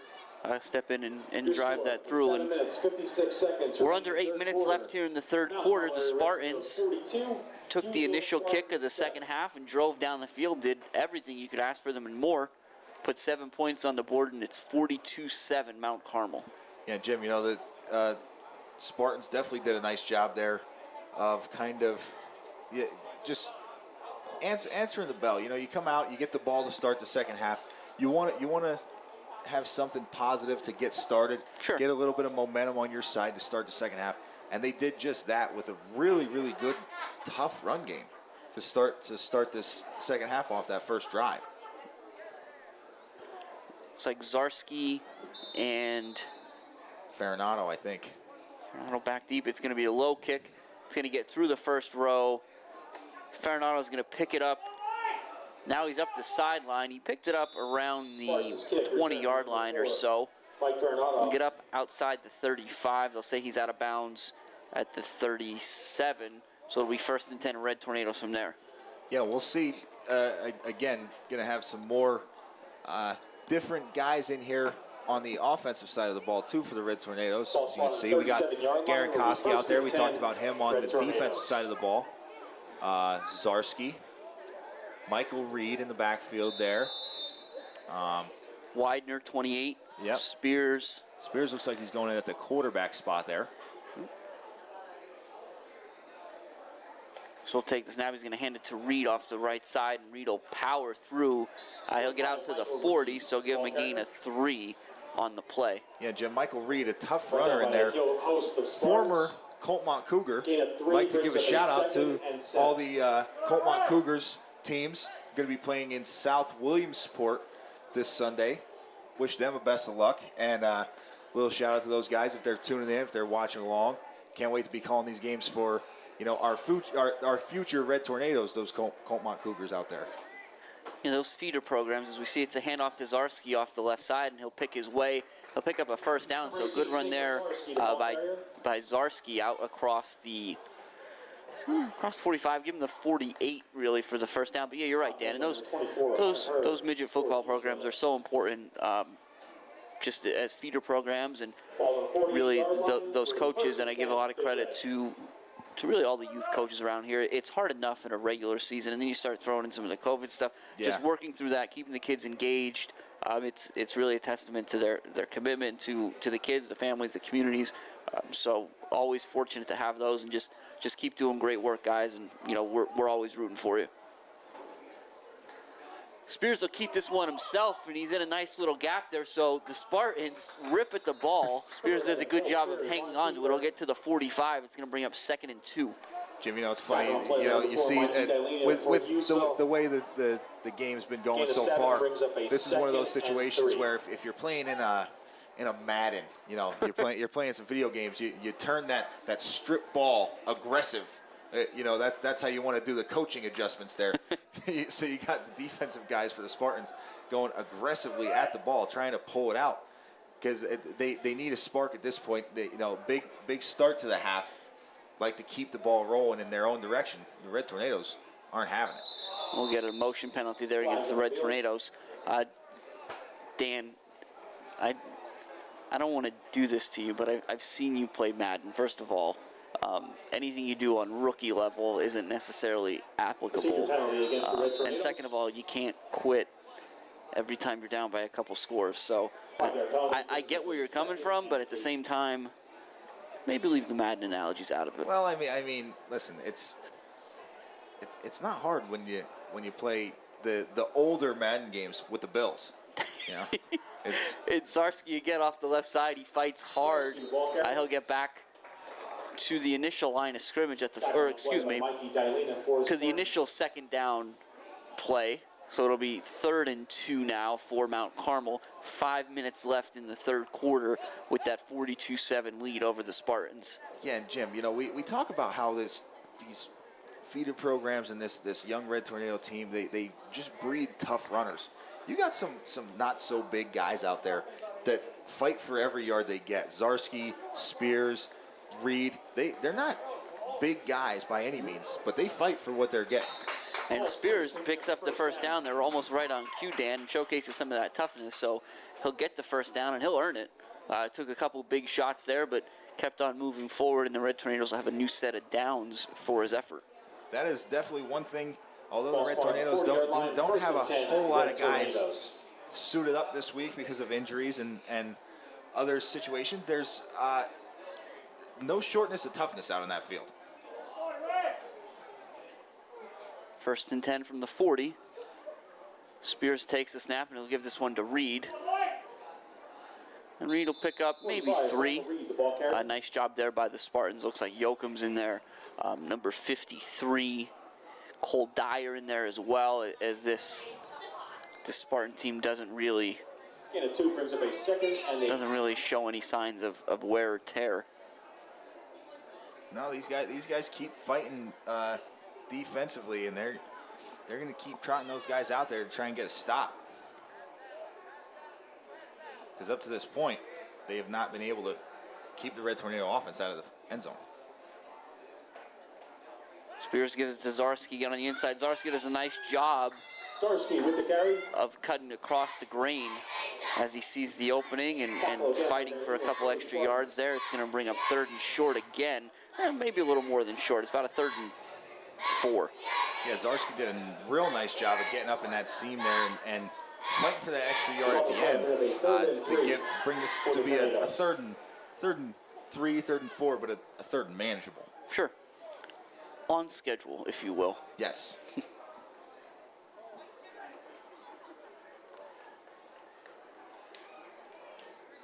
Reed in motion. Spears keeps it himself, and he'll get upended there. He's not going to get the first down. Nice play there made by number 51, Caleb Burkhart, for the Spartans. He kind of ended that one early before Spears could get anywhere near the first down line. So it's 4th and 2 for the Red Tornadoes. Yeah, definitely a nice play there. Did a good job. Sometimes, as a defensive lineman, you get through, you get into the backfield, and you can blow the play up just by knocking somebody down or getting knocked down on your own. And it looked like he kind of snuck through and laid down, and Spears went over top of him.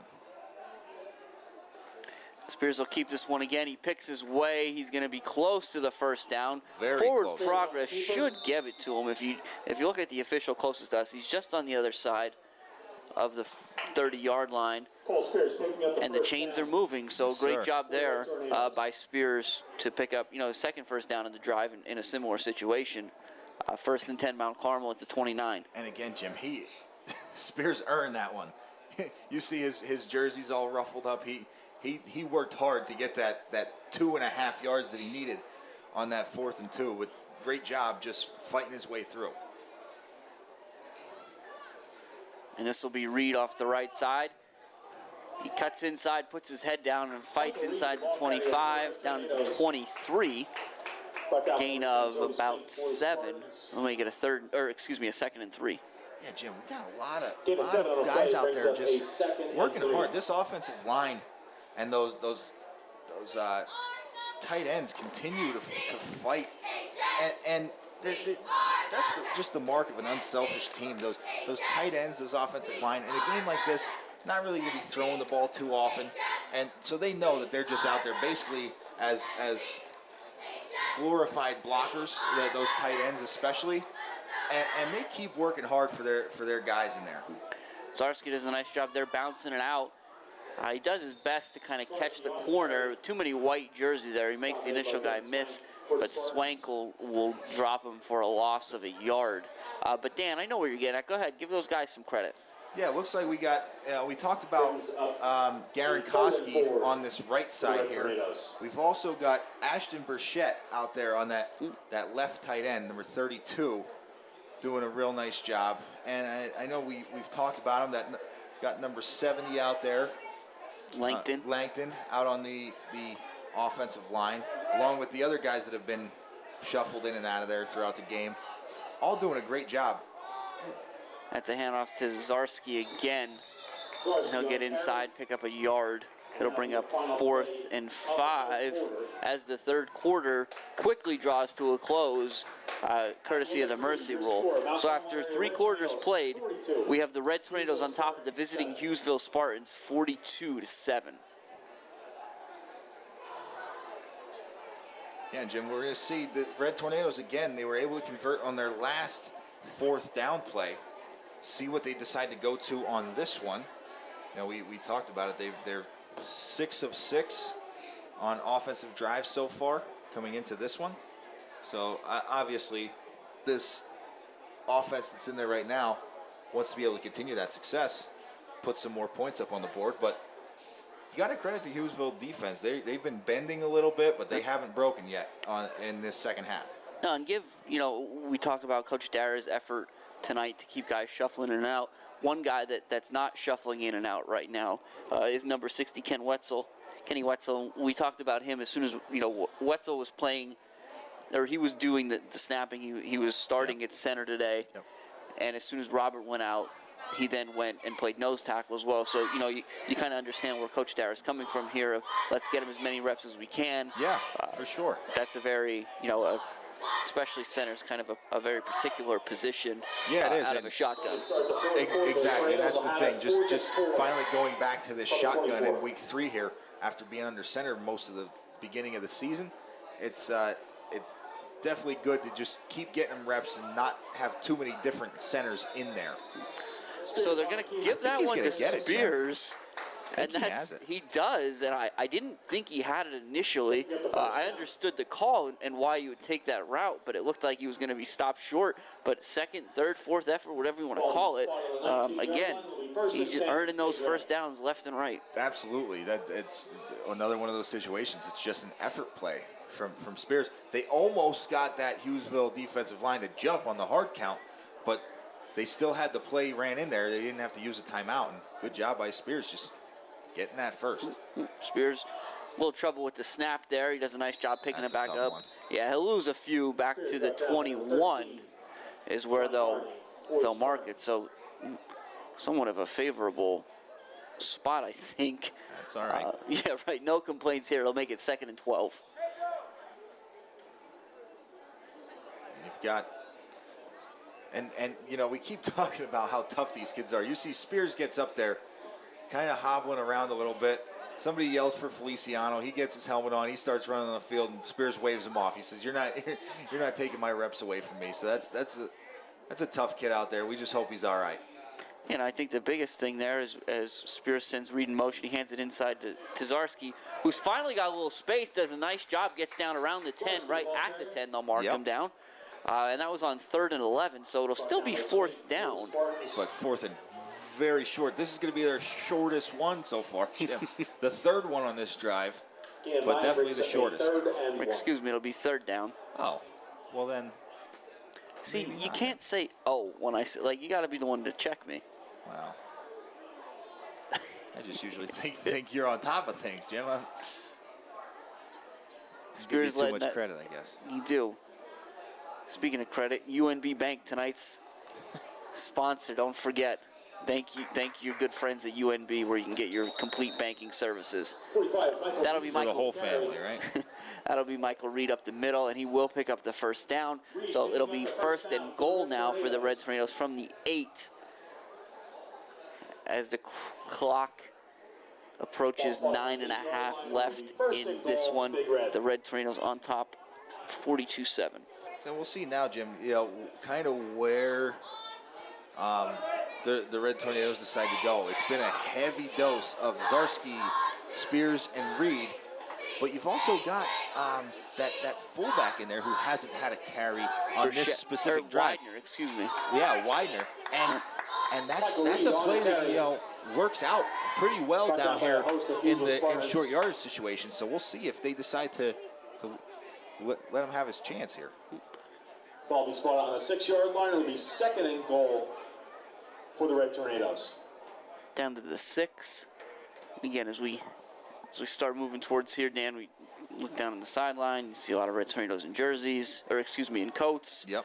Some guys in jerseys, and just that's kind of just a reminder of where this team is from a health standpoint. So, like you pointed out a few times tonight, when you have an opportunity like this to not just get some of the young guys some reps, which is always good for the future, but to also keep some of those horses in the stable, so to speak, and healthy. It's a huge win. Right there, Reed will get stopped at the line. It's going to bring up 3rd and goal. Yeah, we'll see. Like I said, Jim, we'll see what the Tornadoes decide they want to do here to try and get this conversion. Again, they keep getting these first downs. First down, pick up 4 or 5. 2nd down, kind of don't get much. 3rd down, they're getting themselves dragging this drive out. Let's see if they can put a stamp on this one. Spears wants to throw it. He's got Garankowski wide open. He's got him in the back of the end zone. Touchdown. Spears to Garankowski from 6 yards out. With 7:45 left, that's going to make it 48-7. And that's a nice job by Spears, just kind of recovering after having trouble with the snap there. Made a recovery and found Garankowski running all alone in the end zone. Stellar on to attempt the extra point. For the point after attempt. So here's a fun one for you, Dan. Actually, I got a couple. We'll let Stellar All right. go ahead and kick this. Stellar's kick is going to be wide left. They get a little trouble with the plant there. We'll stay 48-7 with 7:45 left in this one. So right now, the Red Tornadoes this season have had 3 different quarterbacks take a snap. Yep. Stellar, Feliciano, and Spears. Yep. Stellar's come out of the starter. He's been the starter since day one. Coach Sarah's got him as a starter, and it's just funny because it's a product of how games have been called. He's the only one that hasn't thrown a touchdown pass yet this season. Because now we got Feliciano and Spears both in this tonight. game. Yeah. That won't last too much longer, I'm sure. But it's a fun little piece of trivia for the moment. Yeah, it is. That's a nice little tidbit of information there because I hadn't even thought about that. Now here's another one for you as we get ready to kick off. So today's Friday. It is. We just heard the update there. Dan's pause was Montoursville up 24 on Danville, 45-21. 35-21, excuse me. 14. Fourth quarter, Pottsville, 21. But anyway, so speaking of other schools, other scores, this is we started tracking this. It's something nice to bring into the broadcast is to talk about who everybody's got next week. Yep. Right? We got fans from all over the place watching from both squads, and it's just a nice little reminder of, hey, there's going to be football somewhere next week, and this is what's going on as Knights dropped at the 29-yard line. So when I was looking at this week's schedule, it's kind of funny because I don't think I've ever written this before, and to be fair, I may never write it again. Right. As the calendar states right now, as the schedules look, so the Red Tornadoes have a quick turnaround again. We've talked about this a few times this season, and on Tuesday, right here in the Silverbowl, they're slated to play Southern Columbia. Right. Next Friday, at Hughesville, the Spartans are slated to play Southern Columbia. And so we kind of have this weird thing where for both the teams on the field, there's no bye week involved, right? High school doesn't mess with bye weeks during the season. Right. With both of these teams on the field, their next opponent are the Southern Columbia Tigers. Yeah, and that's you said the Red Tornadoes on a quick turnaround, and then it seems like if that schedule holds true, that's going to be a bit of a rough week and a half there, 10 days for the Southern Columbia Tigers. They played now they do get an extra day for between their past game and their game with Mount Carmel on Tuesday because they played yesterday against Loyal Sock. They got a W. But then they will have to. It's I believe 4 days rest, play on Tuesday, and then 3 days rest, play on Friday, or even 4 days rest, play on Saturday. That's going to be 3 games in 10 days. Then. Yeah, I put the Tigers as the Spartans have made some changes now too. It looks like they've got number 15, Luke Kaiser, in there as quarterback, handed off to Knight again. Oh yeah. But it looks like what we've got going. But what we were saying, Dan, from the Southern Columbia Tigers standpoint, we have both teams, in the same situation. The Red Tornadoes are wholesale changes on his side as well, and so you want to try to make sure everybody knows where they're supposed to be. It looks like number 12, Jediah Webb out there, 33, Anthony Nanton, 56, Gabriel Wagner, 70, Austin Young, number 2, Tyler Wetzel. We'll try to get a couple more jerseys here for these young men as we see them. For the Red Tornadoes, it'll be Michael Reed off the right side. He'll get back to the initial line of scrimmage and more. Refusing to go down. Tough, again, Dan, just another tough runner there. Yeah. That Mount Carmel trots out as he gets to the 36 for a gain of about 9.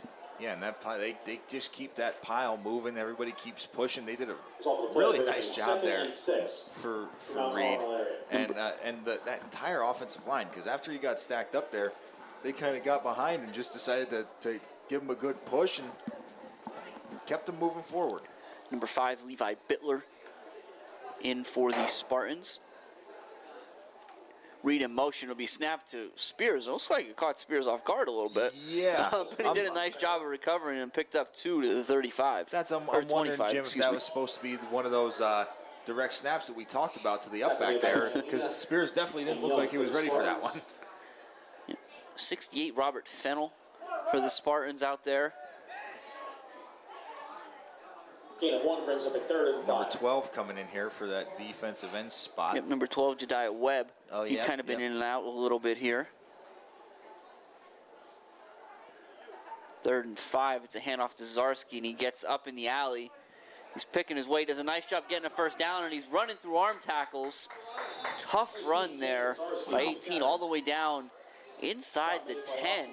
I'll put him in about the, it'll be the 9.5. It'll be about as close as you can get for a 1st and goal without being able to pick up a first down. Yeah, that was a really, really good run there by Zarski. Just ran through about 6 arm tackles before somebody was finally able to get him down, but did a good job of kind of just stopping and starting and making guys miss.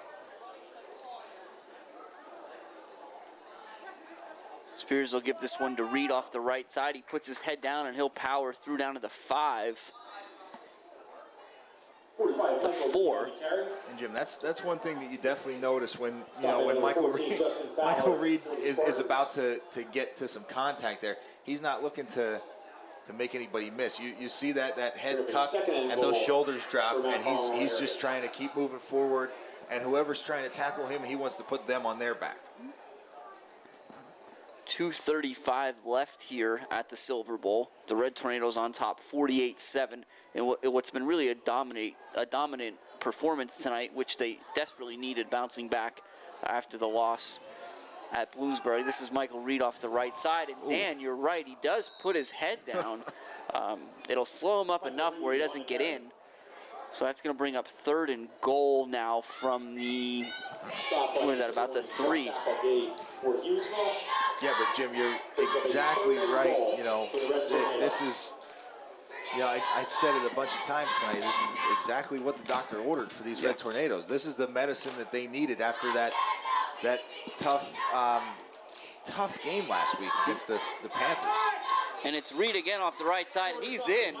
So the Red Tornadoes will put another one in here with 1:47 left. Make it 54-7 Mount Carmel. And I think I touched on this last week, and I'll mention it again. I love when coaches give kids their due, you know what I mean? Reed's been running tough these last 2 drives. So has Zarski. Spears has been doing it as well. Spears has been able to throw a touchdown. Reed was able to get in the end zone for that touchdown. Zarski's been working hard, moving that ball downfield, and looks like we got a different kicker out here. Looks like Feliciano rather than Stellar. So they can switch out at quarterback and they can switch out at kicker. I like that. So it's a good snap and a good hold, and it's blocked actually. So good rush there by the Spartans. It'll maintain the 54-7 score with 1:47 left. And Dan, it's funny you said about they switch out at Stellar and Feliciano switch out at quarterback. Now they're switching out at kicker. Yep. At handling the kicking duties. And I just imagine Mount Carmel's special teams coach, Mr. Drasky, saying, "Hey Pedro, you're gonna be the quarterback. You got to kick too." Right. Yeah. Yeah. It seems like something that Stellar's been doing it now, and might as well work Feliciano in there too. So I like that. We'll be hearing Spears will be kicking in practice next week now, I guess too. Right. He doesn't know it yet, but it's coming. Yeah. So overall, nice night here at the Silverbowl. Again, a beautiful full moon in the sky. Oh, yeah. Definitely been a really nice night, Jim. A little cold, a little chilly here. Oh, you want me to put the window down for you, Dan? No, I'm all right. I enjoy it. But, this is Still the kickoff for the Red this is Tornadoes. definitely a good night for football. This is feels like a normal fall night in this not so normal COVID world we're living in right now. Stellar will handle the kickoff, though, and it'll be taken at around the 11 by number 5. That's Bittler. Does a nice job getting upfield before he slips down right at the 30. So we'll see how Stop made by Feliciano. Coach Gear decides to handle the last 90 seconds. Yeah, he's going to trot. He's trotting Kaiser back out there again at the quarterback spot. So let's see if this Red Tornado defense is going to be looking to get one more stop to close this one out.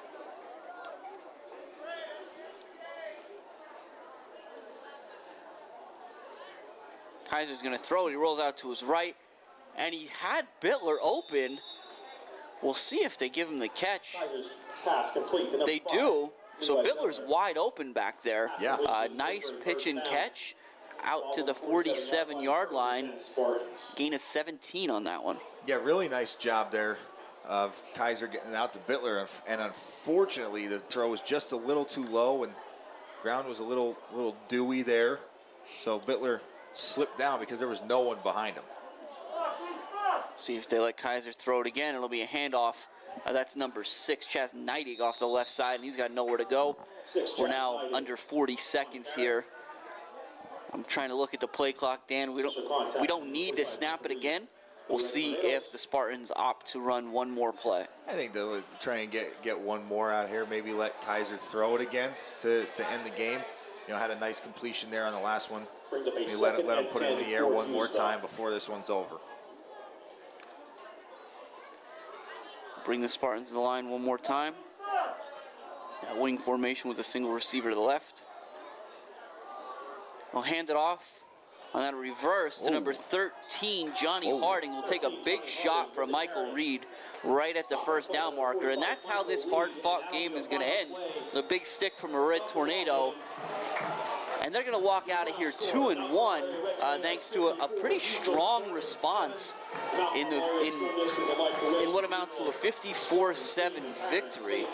And now we see the customary COVID sportsmanship award.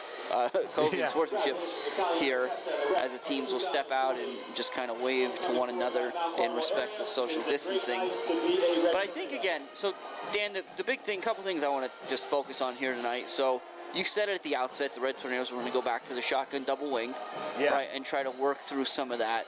And what ultimately ended up happening here is a lot of rushing touchdowns. Yeah. Right? So you got Stellar and Owens both had 2. Right. Widener had 1. Reed had 1. And then a couple through the air. Yep. One for Feliciano to Blichik and 1 from Spears to Garankowski. So there was no wrong way for the Red Tornadoes to get in the end zone tonight.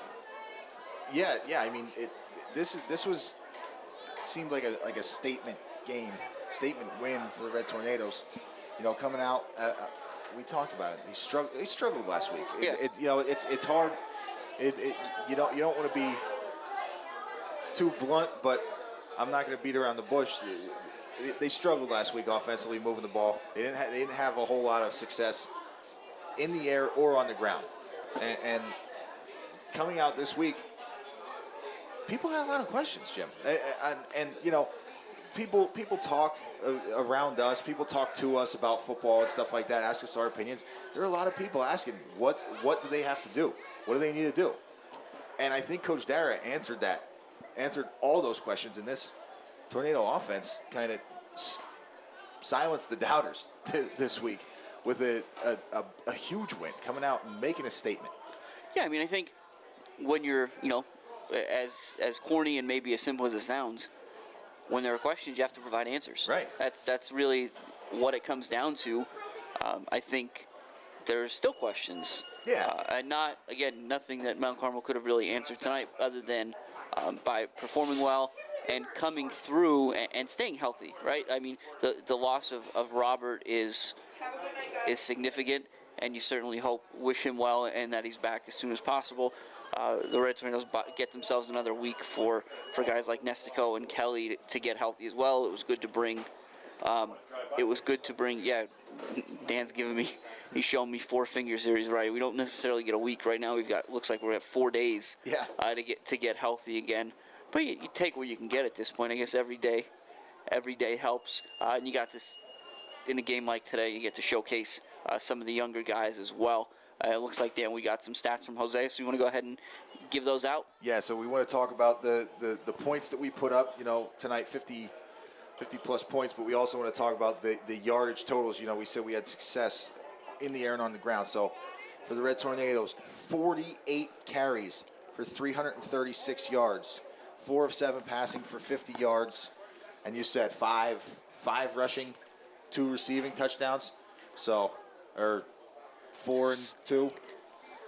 Actually, Dan, it's going to be 6 and 2. Okay, there you go. There's 6 my on the math ground. again. Getting there. 6 if by ground, 2 if by air. Right, and 20 first downs. And then for the Hughesville Spartans, did a really nice job bouncing back in the second half.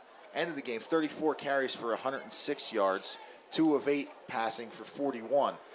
And, going from to 34 carries for 106 from 22 carries for only 19 yards in the first half. They did a nice job of turning their offense around. But again, Mount Carmel, the Red Tornado offense, not only controlled the pace, the game offensively, but they controlled the pace of play too. If you look at the play total, the Spartans only got off, if I can do the math here, 42 plays compared to the Red Tornadoes 60-ish. Yeah. So. Yep, and that was largely the second half, I think, too. Yeah. The second unit did a great job for the Red Tornadoes of just controlling the clock. But yeah, you talked about turnaround, and that's going to be the emphasis this week, and hopefully it ends this week. It is the turnaround. The need to get back on the field here at the Silverbowl on Tuesday, and then head out to Warrior Run on Saturday. So the Red Tornadoes are 60% of the way through this gauntlet of 5 games in 18 days. Yeah. And they're sitting at 2-1 here. But speaking of gauntlet, I think we've probably taken the people through the gauntlet as well tonight, Dan. So definitely. We'll go ahead and get out of here tonight. I'm Jimmy Lesko. And I'm Dan Lesko. And for Jose Gonzalo, this has been a WKMC TV broadcast. Thanks for watching. We'll see you next week.